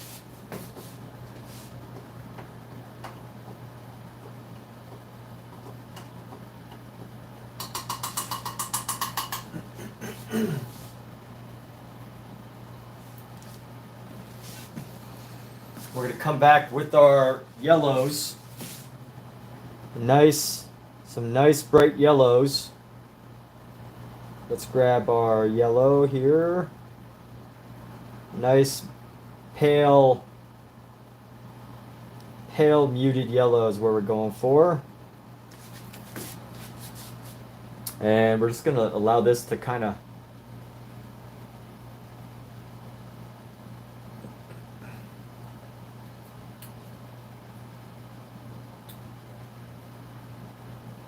again, one of those situations where it's like, you know, you got to find the brush technique that works for you. I know some artists, some great artists will have like know exactly what color, right? Like they will have like the exact shade, exact hue of a color on their brush, and they're gonna put it exactly. They know exactly where to put it, exactly what to do with it. And then there's some great artists that I know that you know, little by little, they'll lay down color and they'll do it in a very brushy way. You know, they won't.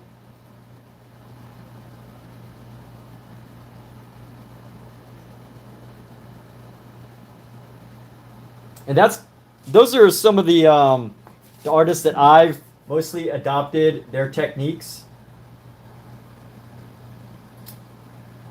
Is focusing on lots of brushwork.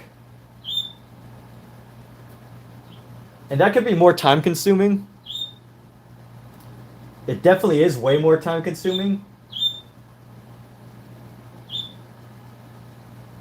And as one artist on Instagram had put it, it could be very inefficient if, you know, you're going for like commercial art.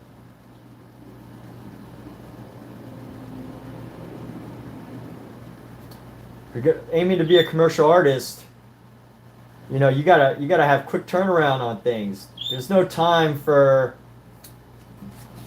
certain things.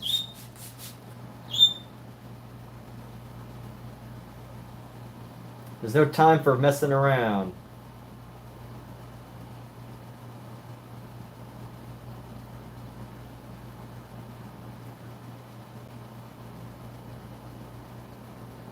But if you paint just for the fun, you can find a lot of enjoyment in just doing these types of basic principles.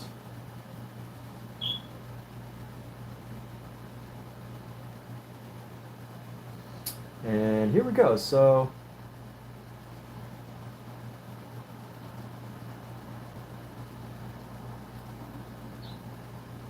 just using some of these shadows that I put in here and allowing them to blend their way into my painting, to find their way into my painting here.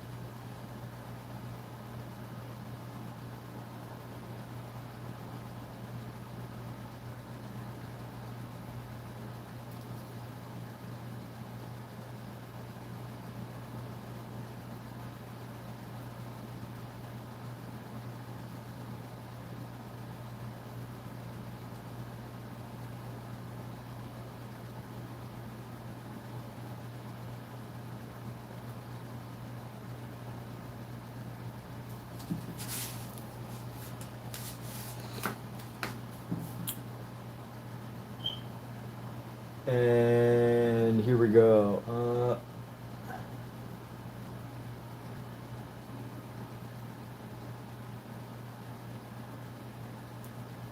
I'm gonna go nice, like right into here with this shadow, kind of soften, reduce the darkness of these shadows right around here. And I want to create soften the shadows, just using the brush to just soften. That's it. Like I want to keep the shadow, but I don't necessarily want to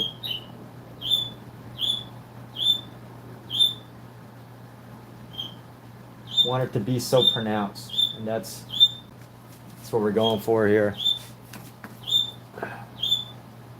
It's just lightening what's going on here.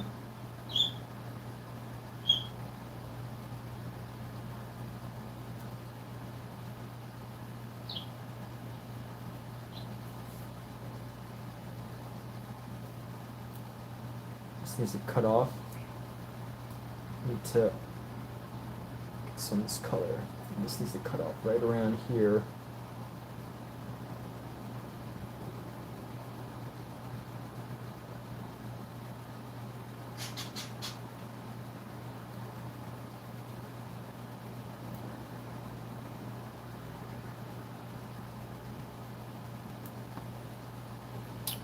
And let's see, I want to create the form of her chin, which I think should come right around here, and just to add some light Add some highlight down here so we can kind of see how this will look.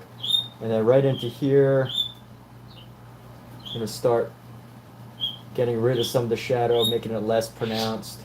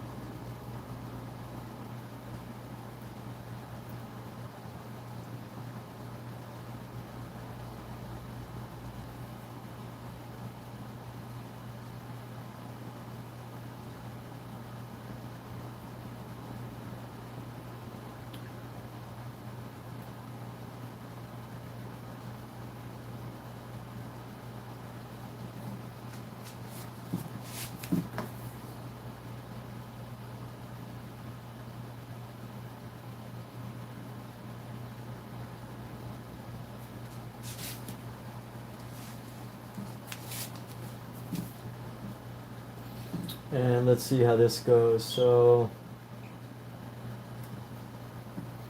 go around, bring this up a bit.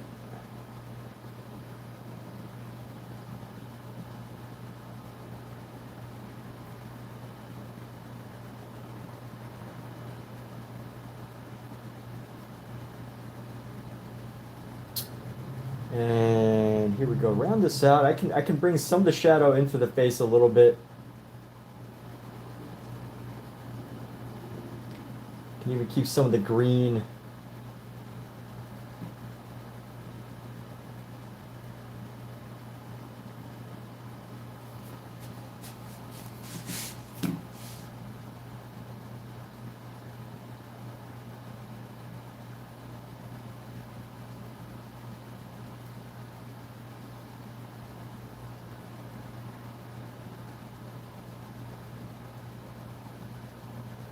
And honestly, sometimes the hardest part is really just creating a consistent shadow. Like, hey, if this is going to be the darkest part, then the other darkest parts also need to have like a similar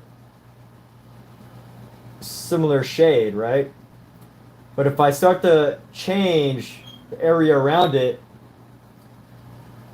and what once was supposed to be the darkest area is no longer the darkest area, then that's when I have to make adjustments.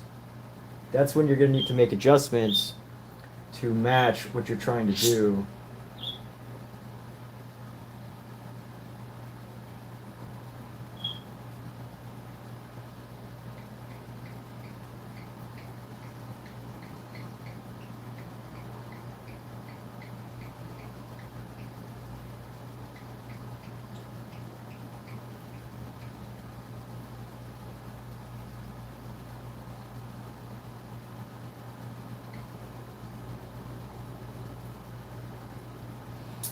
Like right here, in order to make this not look like like they're drooling something, I kind of have to start to blend the area around it by working in a variety of colors. But here we go. We're going to go around here. We're going to use some of this color that we already have, and just to create some shadow around the chin and the face here.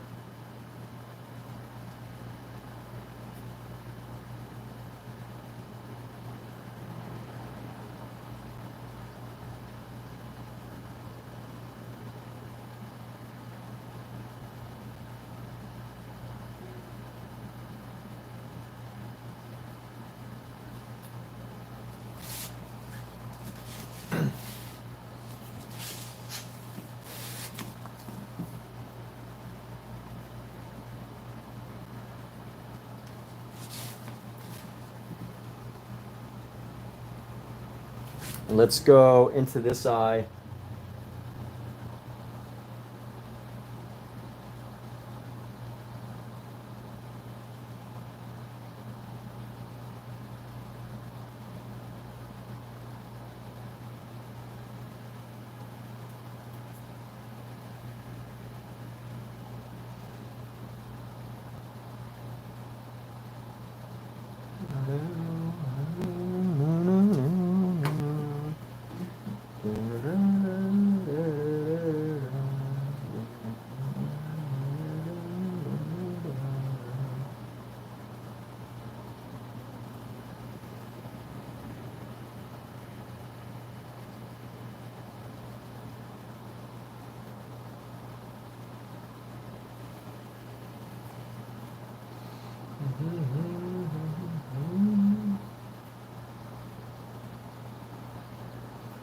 Okay, and then we're going to go right into here.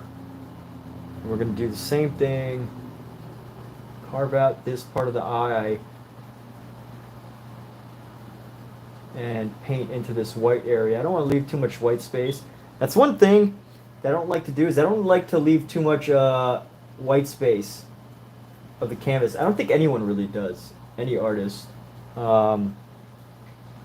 really just loves to leave the white space sitting around.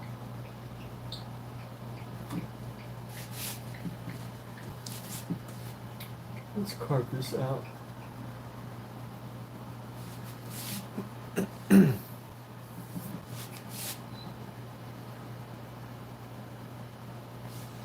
Actually,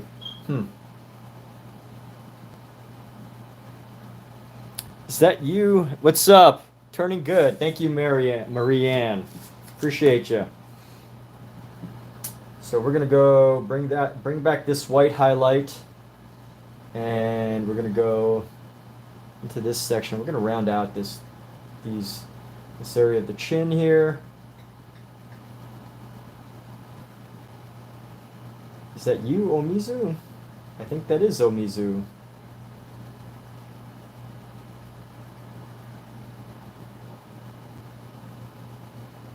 Is Omizu your friend, Marianne? If so, thanks for inviting him to these live streams.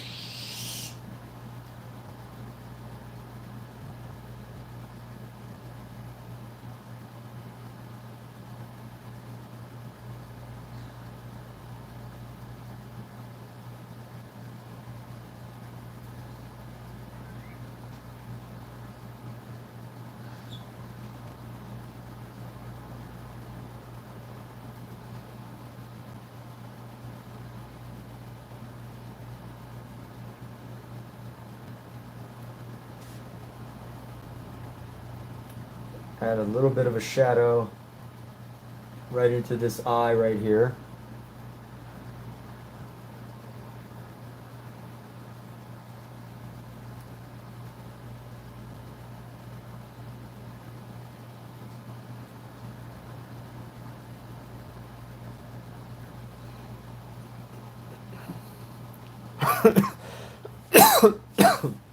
You met an Omizu, but you don't know if that's him? Okay. Well, Omizu was definitely here the other day. And we're going to go back with this white here. And we need to carve up into this nostril.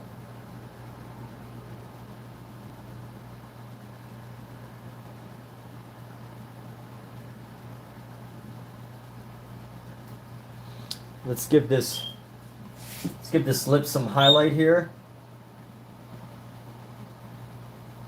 We're going to go with some pink highlight.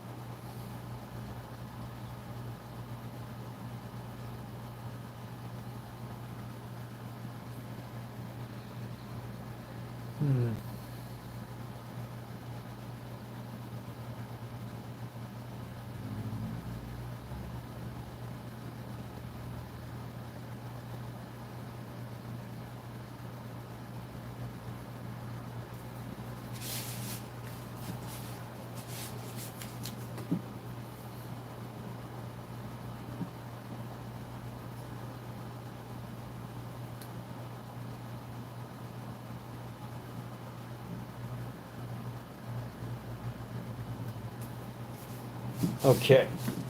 And let's carve out some of these areas.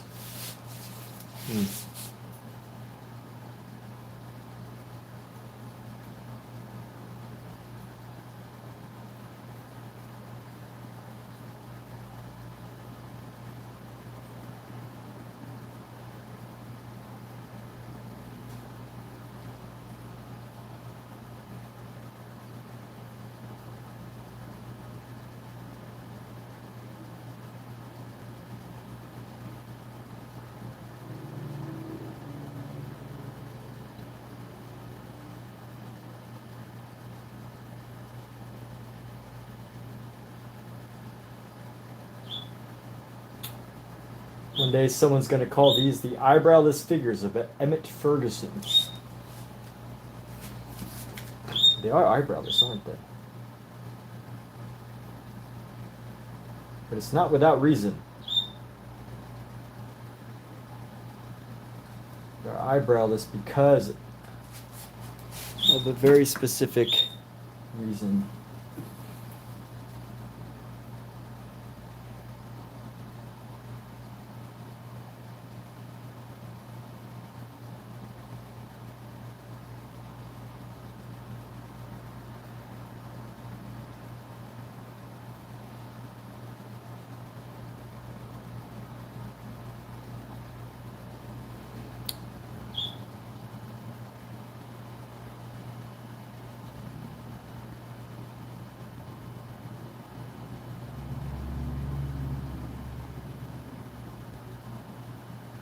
Try to make this transition more subtle.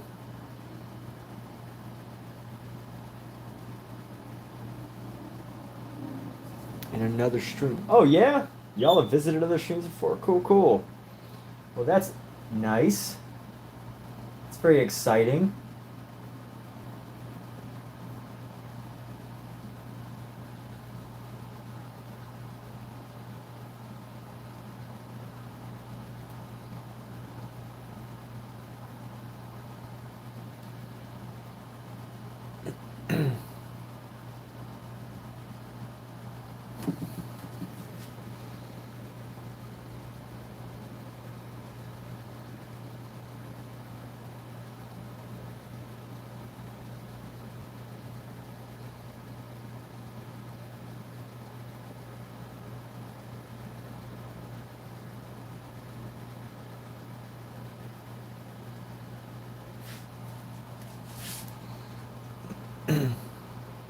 All right. Well, I actually like where this head is at. So let me see. Maybe I can add some subtle tones of red here. Yeah, just a little bit. I don't want too much of these reds. Just a little bit to make it pop. But as far as this goes, I think what we need now is we're going to use a yellow. We need to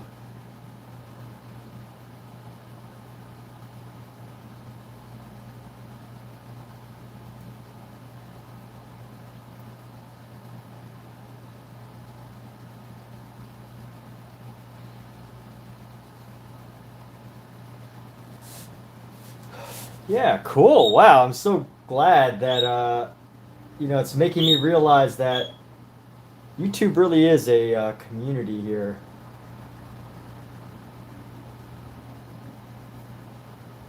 And I think as long as you continue to put out things that people are interested in, you can do okay.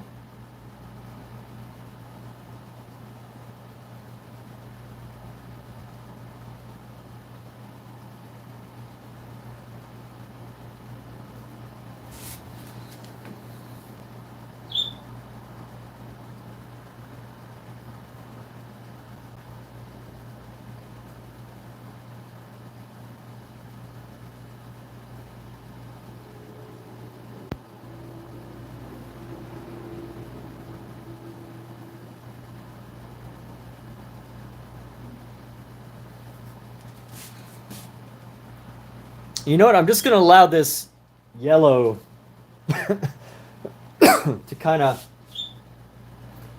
hover around her face and kind of blend in. It'll let that happen. I will allow it.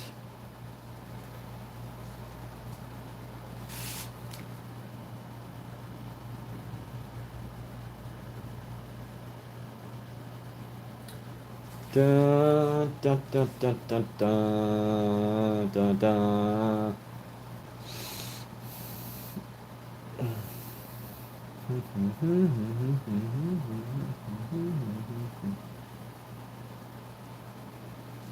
And I think this part right here could be pretty much anything.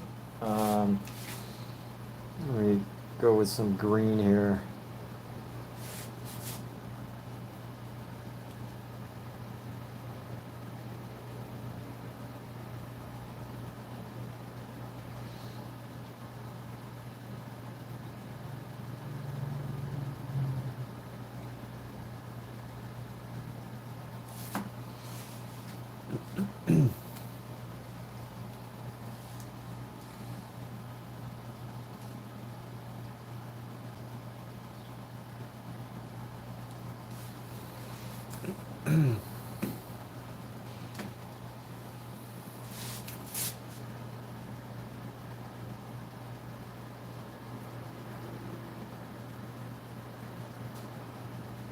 No, we're going to use some green into the blonde hair.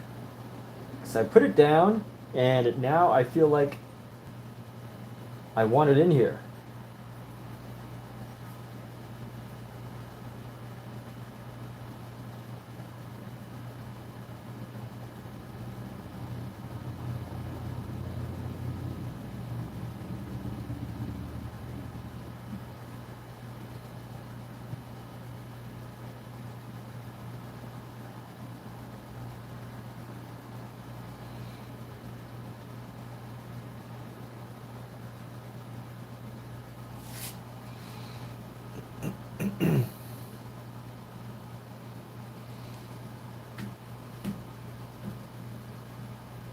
Oh, one more thing. This nose is looking a little funky.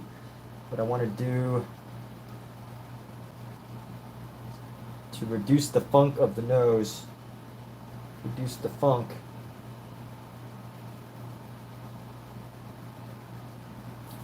is I want to round this nose out a bit.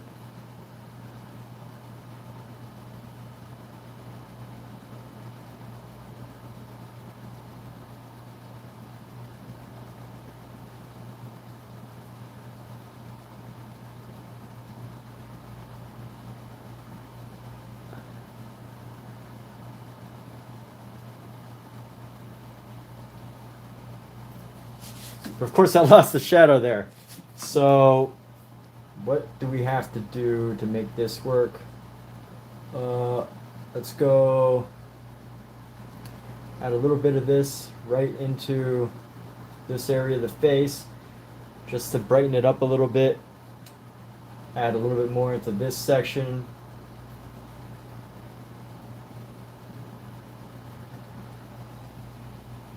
And we're gonna use a shadow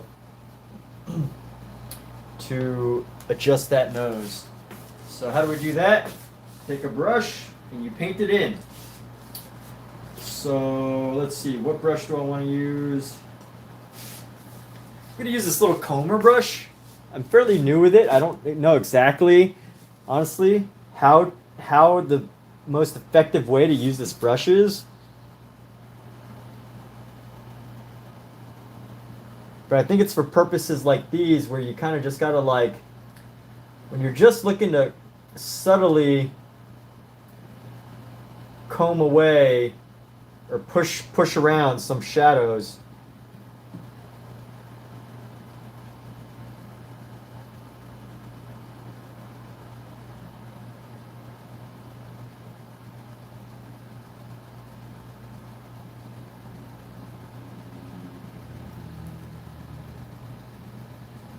And I feel like that didn't really do much, but anyway, I'm gonna go.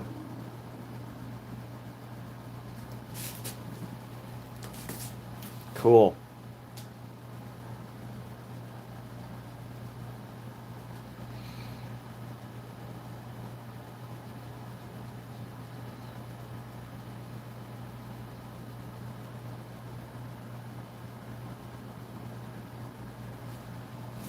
And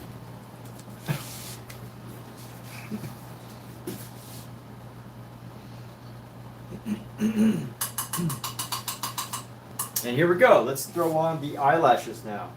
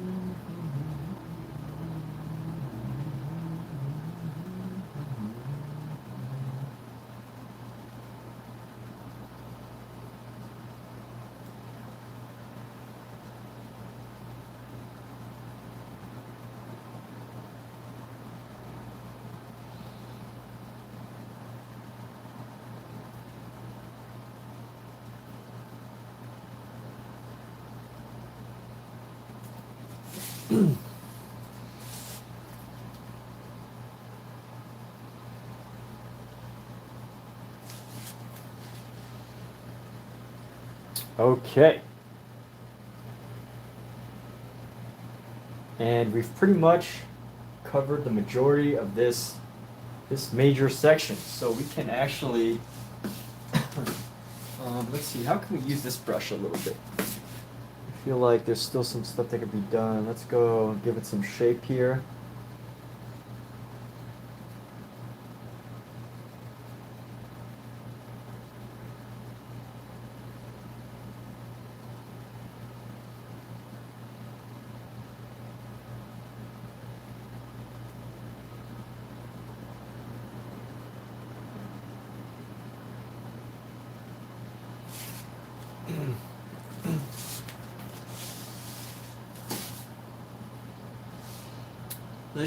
Hey, what's up, Dulce? Oh, Sachi Art. Hold on. There's been a conversation happening, and I've been missing out. Let's see what's going on here. Oh, wow. Nature. Like everything that is in nature. Nature's amazing. What's up, Dulce? Welcome back. Yeah, I saw some of Omizu's flowers. They're great. He's a fantastic pop artist. Very creative with his mediums. Learn from. Does he show his paintings? Sachi. Ah. Are they? I don't think they're arguing. Sachi Art. Yeah, it's a great place. By the way, Omizu, I just signed up. I got approved for a website called Peggy.com. That's PEGGY.com. I don't know if you're probably, if you're using Sachi, you're probably having a good experience with it. But my experience with Sachi wasn't so good. So I was constantly like looking for a new place. And it looks like this website called Peggy is a new thing. And I've been experimenting. Well, I plan to experiment. I haven't fully gotten into it yet, but I'm probably going to try that as a platform from which to sell art. And here we go. So we're moving along, people. We have some progress. And honestly, this is one of those pieces that, like, it probably could have been done so easily if I used a collage. If I just collaged it instead.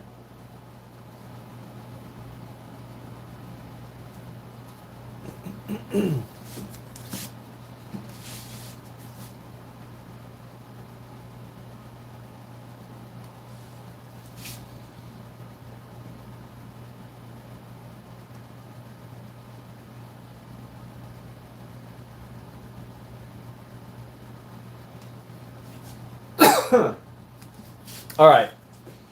Let's tackle this headwear here, because this headwear will have a huge impact. And what we're going to do is we're going to use is a yellow green. I need to bring in a lot of this white.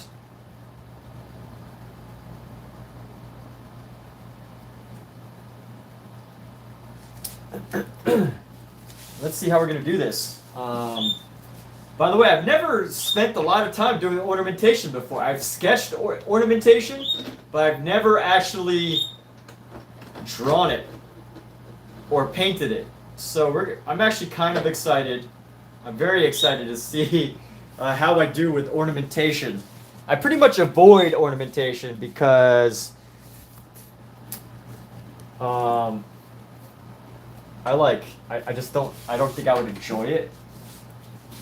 Well, I don't know. We'll find out. We're gonna see what happens. This is an ornamental crown. So we're gonna go with this light green. Maybe if I move this, yeah, I also gotta fix this darn head here, this eyebrow. Let's see. So let's start with this head. Might be not as difficult as I think it is.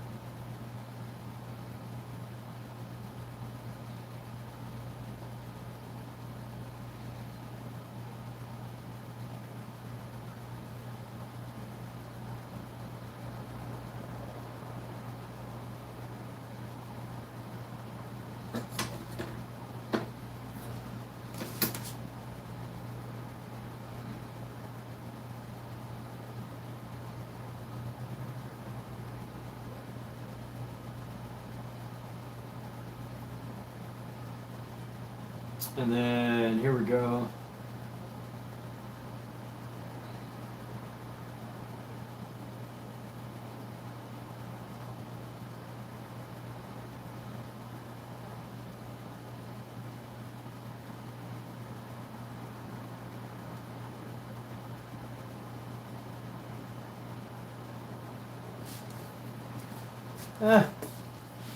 Not sure about that ornamentation there. But let's keep going. Let's keep pushing. And you know what? The only thing you can really do in life is to eat an elephant. It's just one elephant at a time. Oh, Peggy.com is the other site. PEGGY.com. That's PEGGY.com.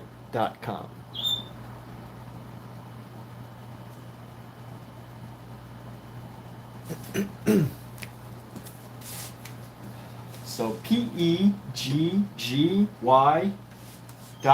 I repeat, PEGGY.com.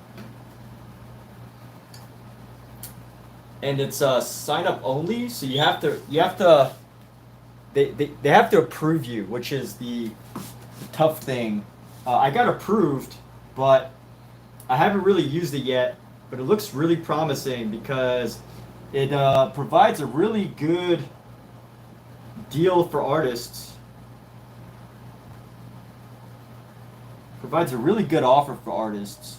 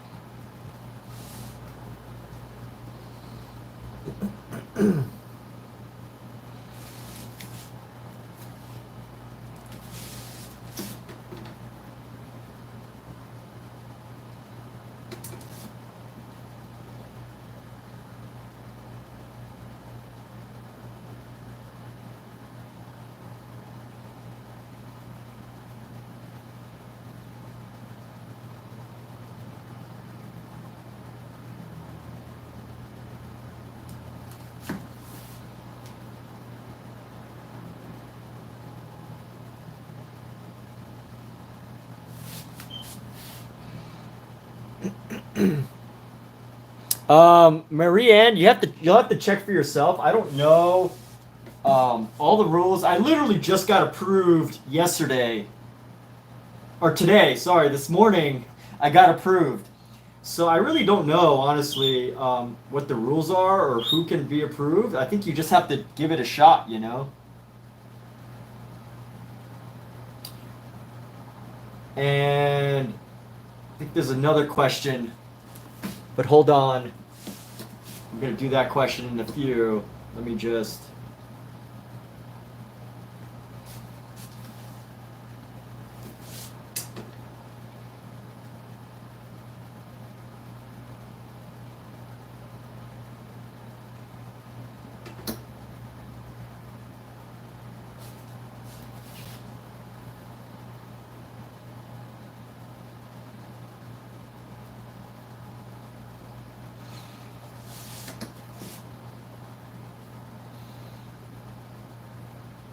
I really do appreciate questions, by the way. They help keep me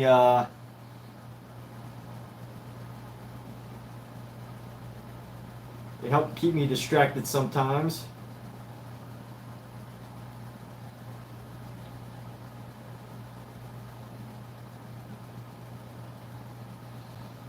And this probably just needs to come down.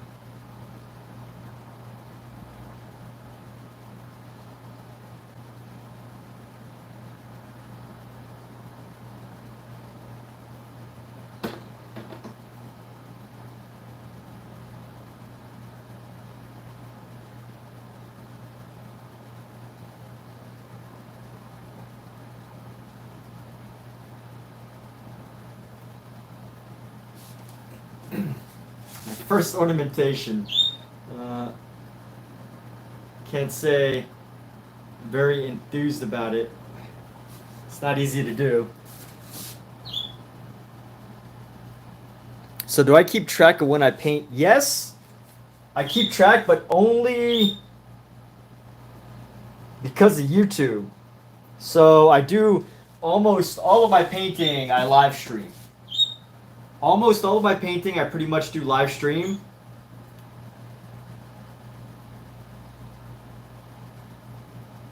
So because of that, I have the opportunity to keep track. But if it wasn't for live streaming, I don't know if I would keep track.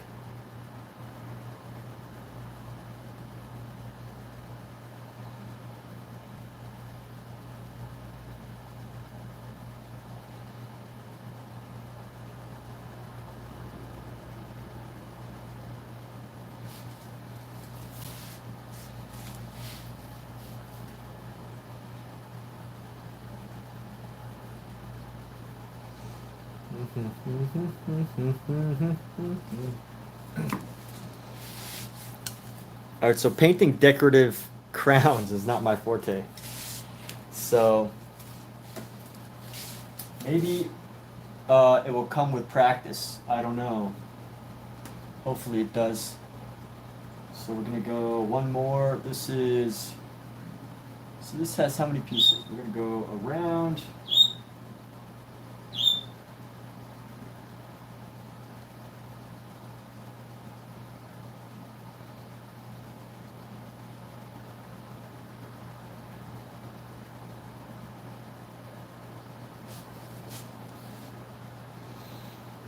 So worth checking out, Peggy.com.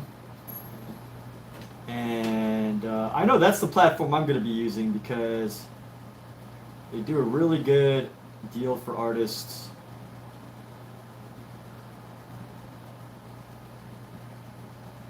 And it's fairly new, which means any artist popping on there is probably has an advantage.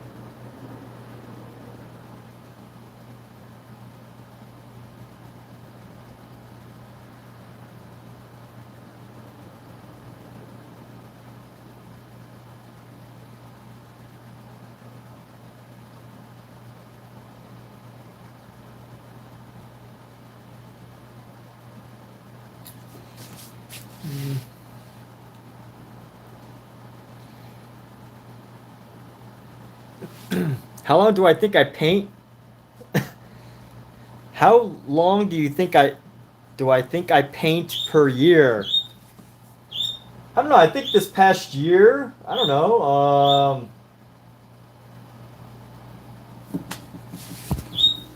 Honestly, I'm not sure.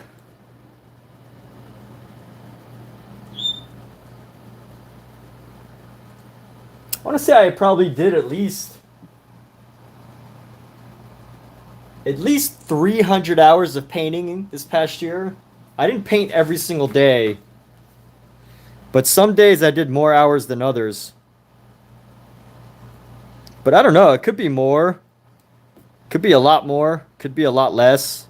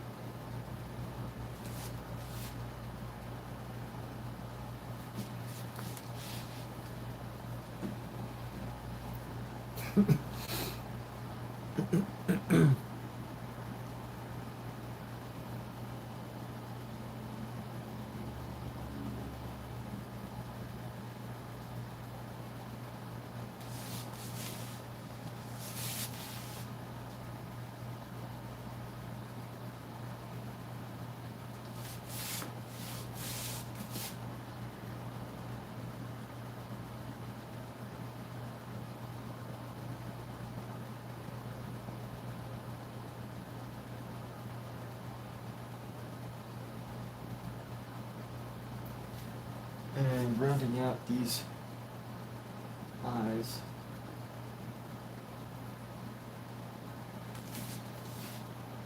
I need to bring back this blue right here. Let's find a way to make this blue work. So here's the problem with spending multiple days on a painting is sometimes if you go back, you don't have the same color, so you have to like remix it. And if you don't have the exact same color, sometimes it could be a challenge to like get it again. But that's okay. Yeah, we got that color. But we're not always so lucky, you know? I'm not always so lucky to get the right color on the first shot. I mean, this one's actually a little lighter, but I mean a little darker, but that's kind of okay. We don't need this line to be so prominent, so we can actually take this white, add a little bit of the white to it, and still holding my rod.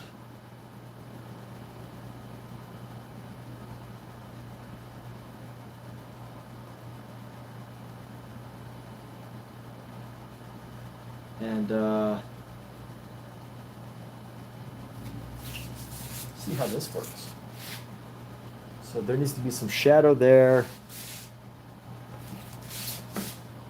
Right up to here, we're gonna.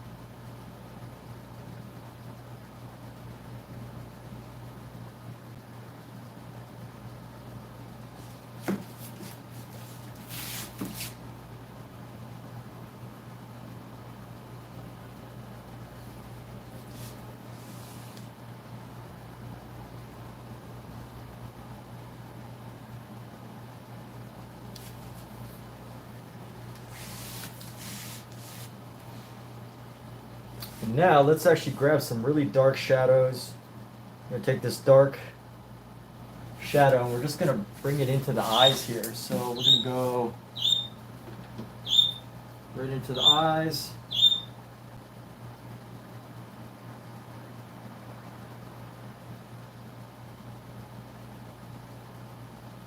And then another dark shadow coming around.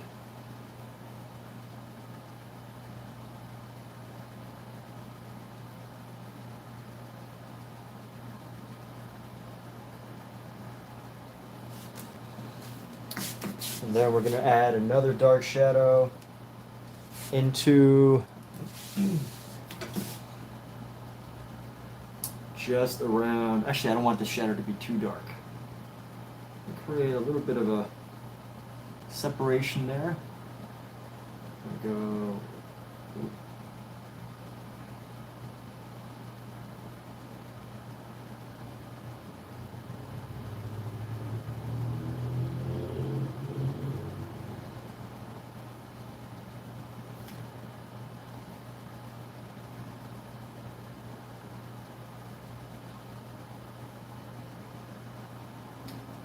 And let's see, we're gonna go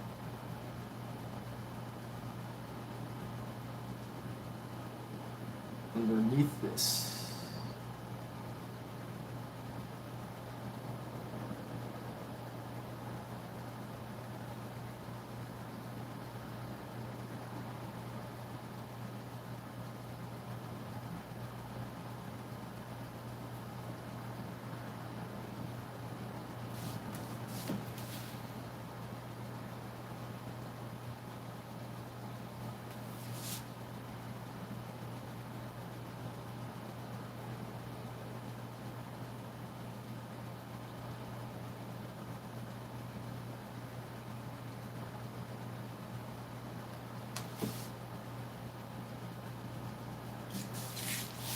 And take care, Dulce. Do I like to read it? Do I like to read? Oh no, I had a show 2 weeks ago, 2 or 3 weeks ago, maybe just last week. But I had a show recently, but that already happened.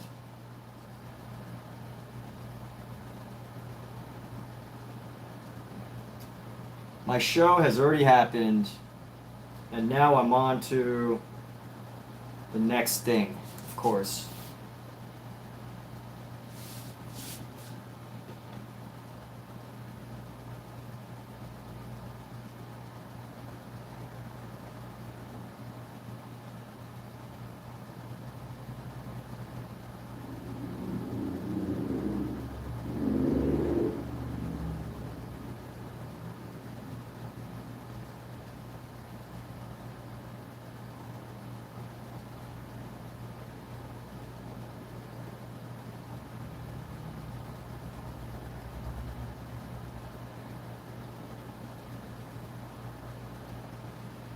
And here we go.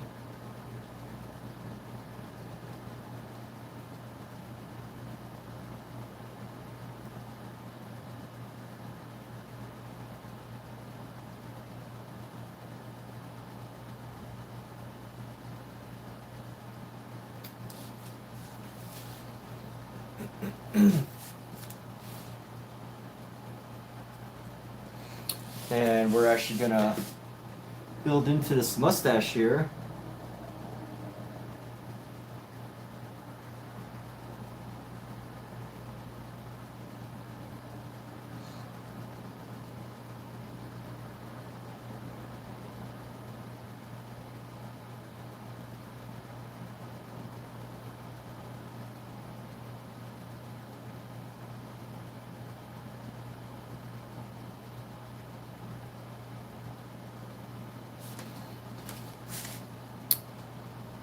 Oh yeah, so the show went pretty good. I'm very happy.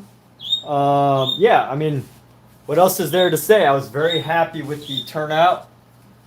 I didn't sell anything, but honestly, it was still a fantastic thing. I mean, downtown Los Angeles, amazing building. The building had like gold, not literal gold, but just like gold colored, you know, super grand looking building type place.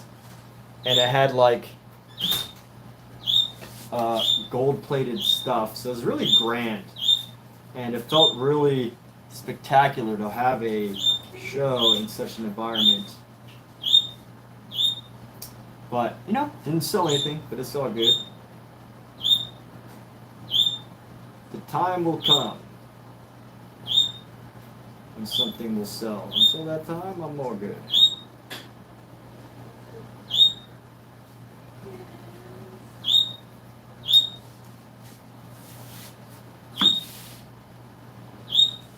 So I feel that it is time for a break soon, as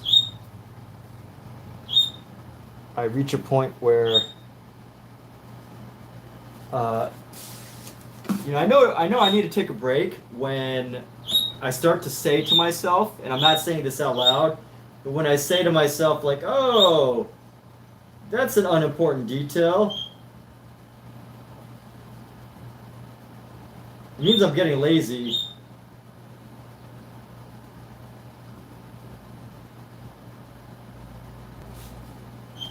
And sometimes I just have to become my own. I have to just be cautious of when I'm being lazy and when I'm, you know, when I truthfully believe that it's just not a very important detail. But that's how I cut. Okay, you want to show the whole world? I'm showing you. Huh? They can't see it. Huh? They can't see Just it. put it down. Just have to make sure you knew. Hold on, I can't hear you, but.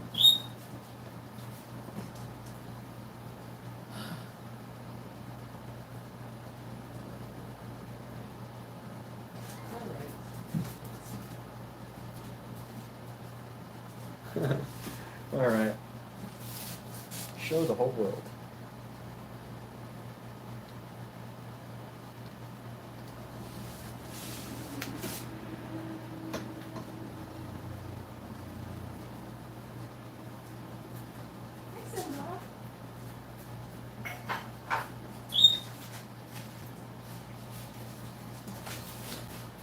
I'm gonna go into here. Let's play with this mustache a little bit.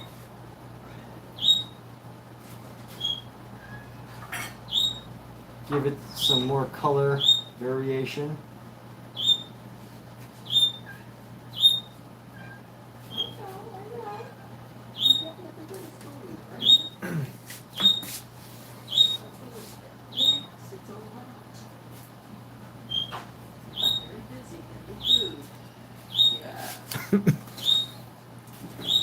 And is that show up your IG? Yeah, so my Instagram, Huzzah Creative, HUZZA Creative. Yes, there's info about that show on my Instagram. If you're curious, it is there. And I want to add these highlights into this lip here. And then we're going to bring some of this highlight back a little bit. So peace and quiet amongst the kitties.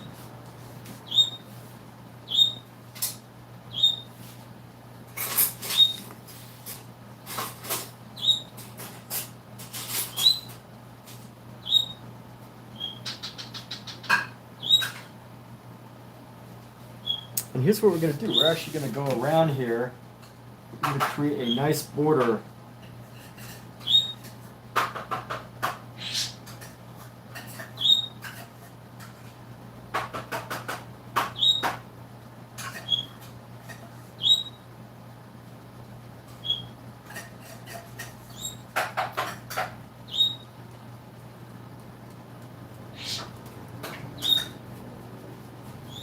All right, kittens, Cookie, Scout.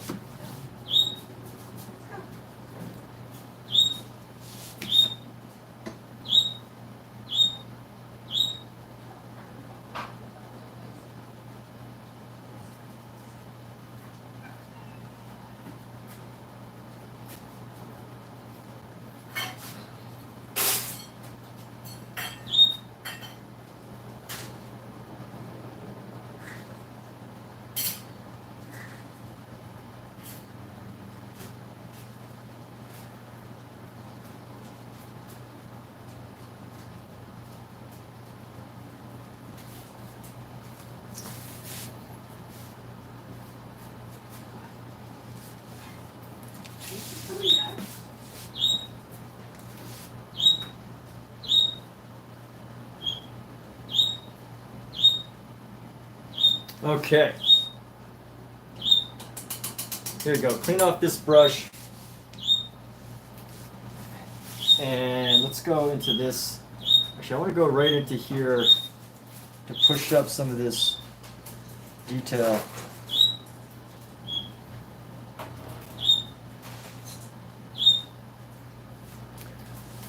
There's a lot of Marie Anne's. Yeah, I found Marie Anne. I was able to find her. She's literally the only one on a couch just smiling.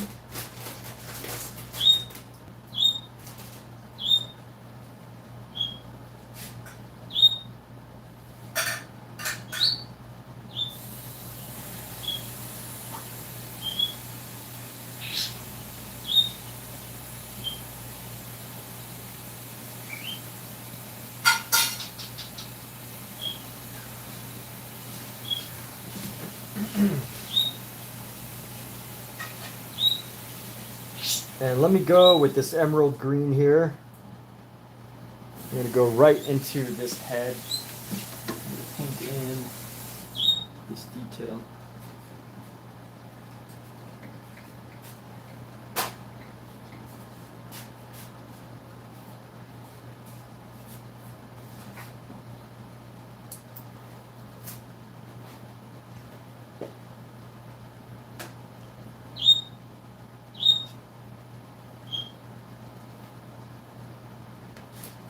And let's go add some shadow.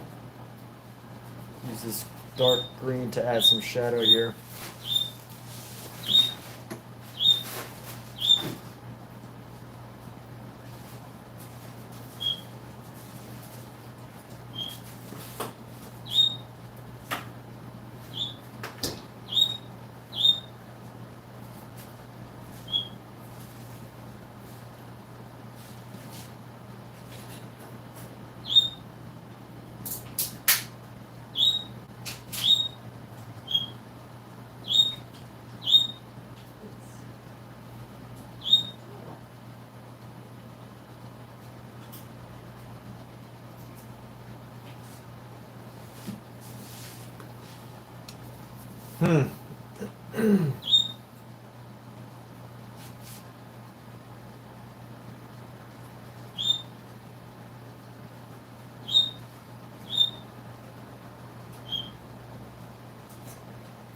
Let me add some little strokes of red into this. It's kind of boring down here.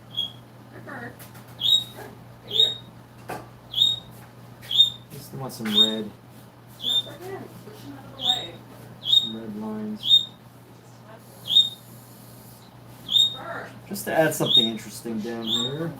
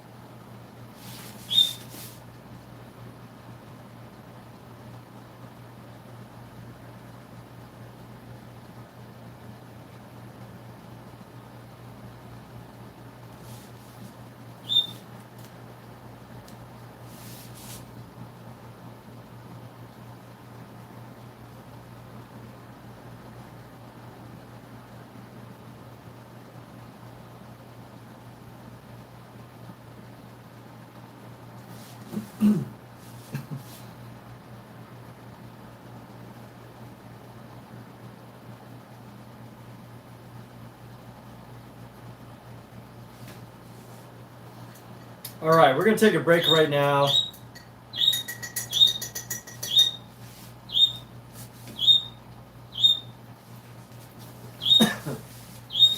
probably be back. Actually, I want to use, what's up on this brush? What is on this brush?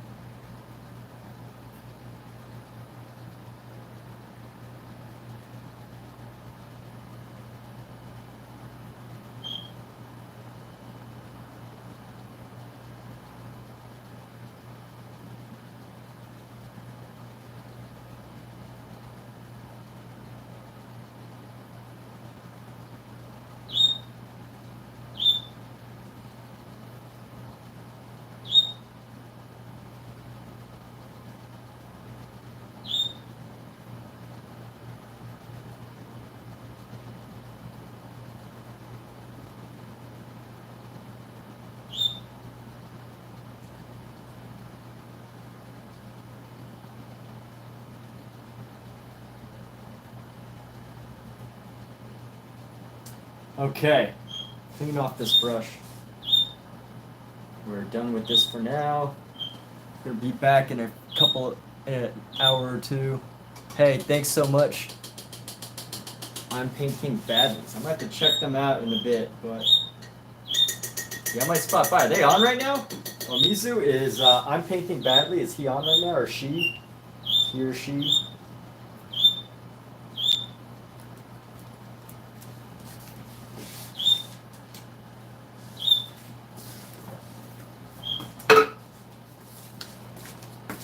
Not till Tuesday. Ah, okay. So tomorrow. Or, I don't know, in a couple hours, I guess. It depends on what country they live in, I guess, right?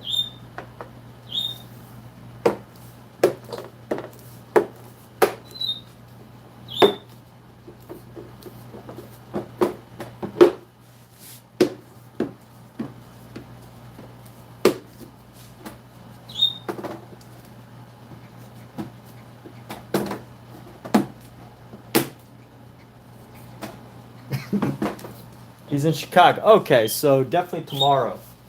But right now is a good time to take a break. I'll probably be back hopefully in a couple hours to paint this. Like I feel like I'm basically almost done. We are about 2/3 of the way. Just a few things left and we can call this complete.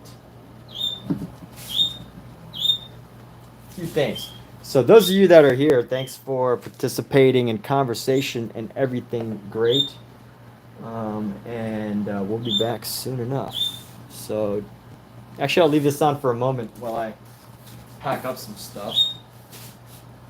Let's see. Throw this on. Throw this on.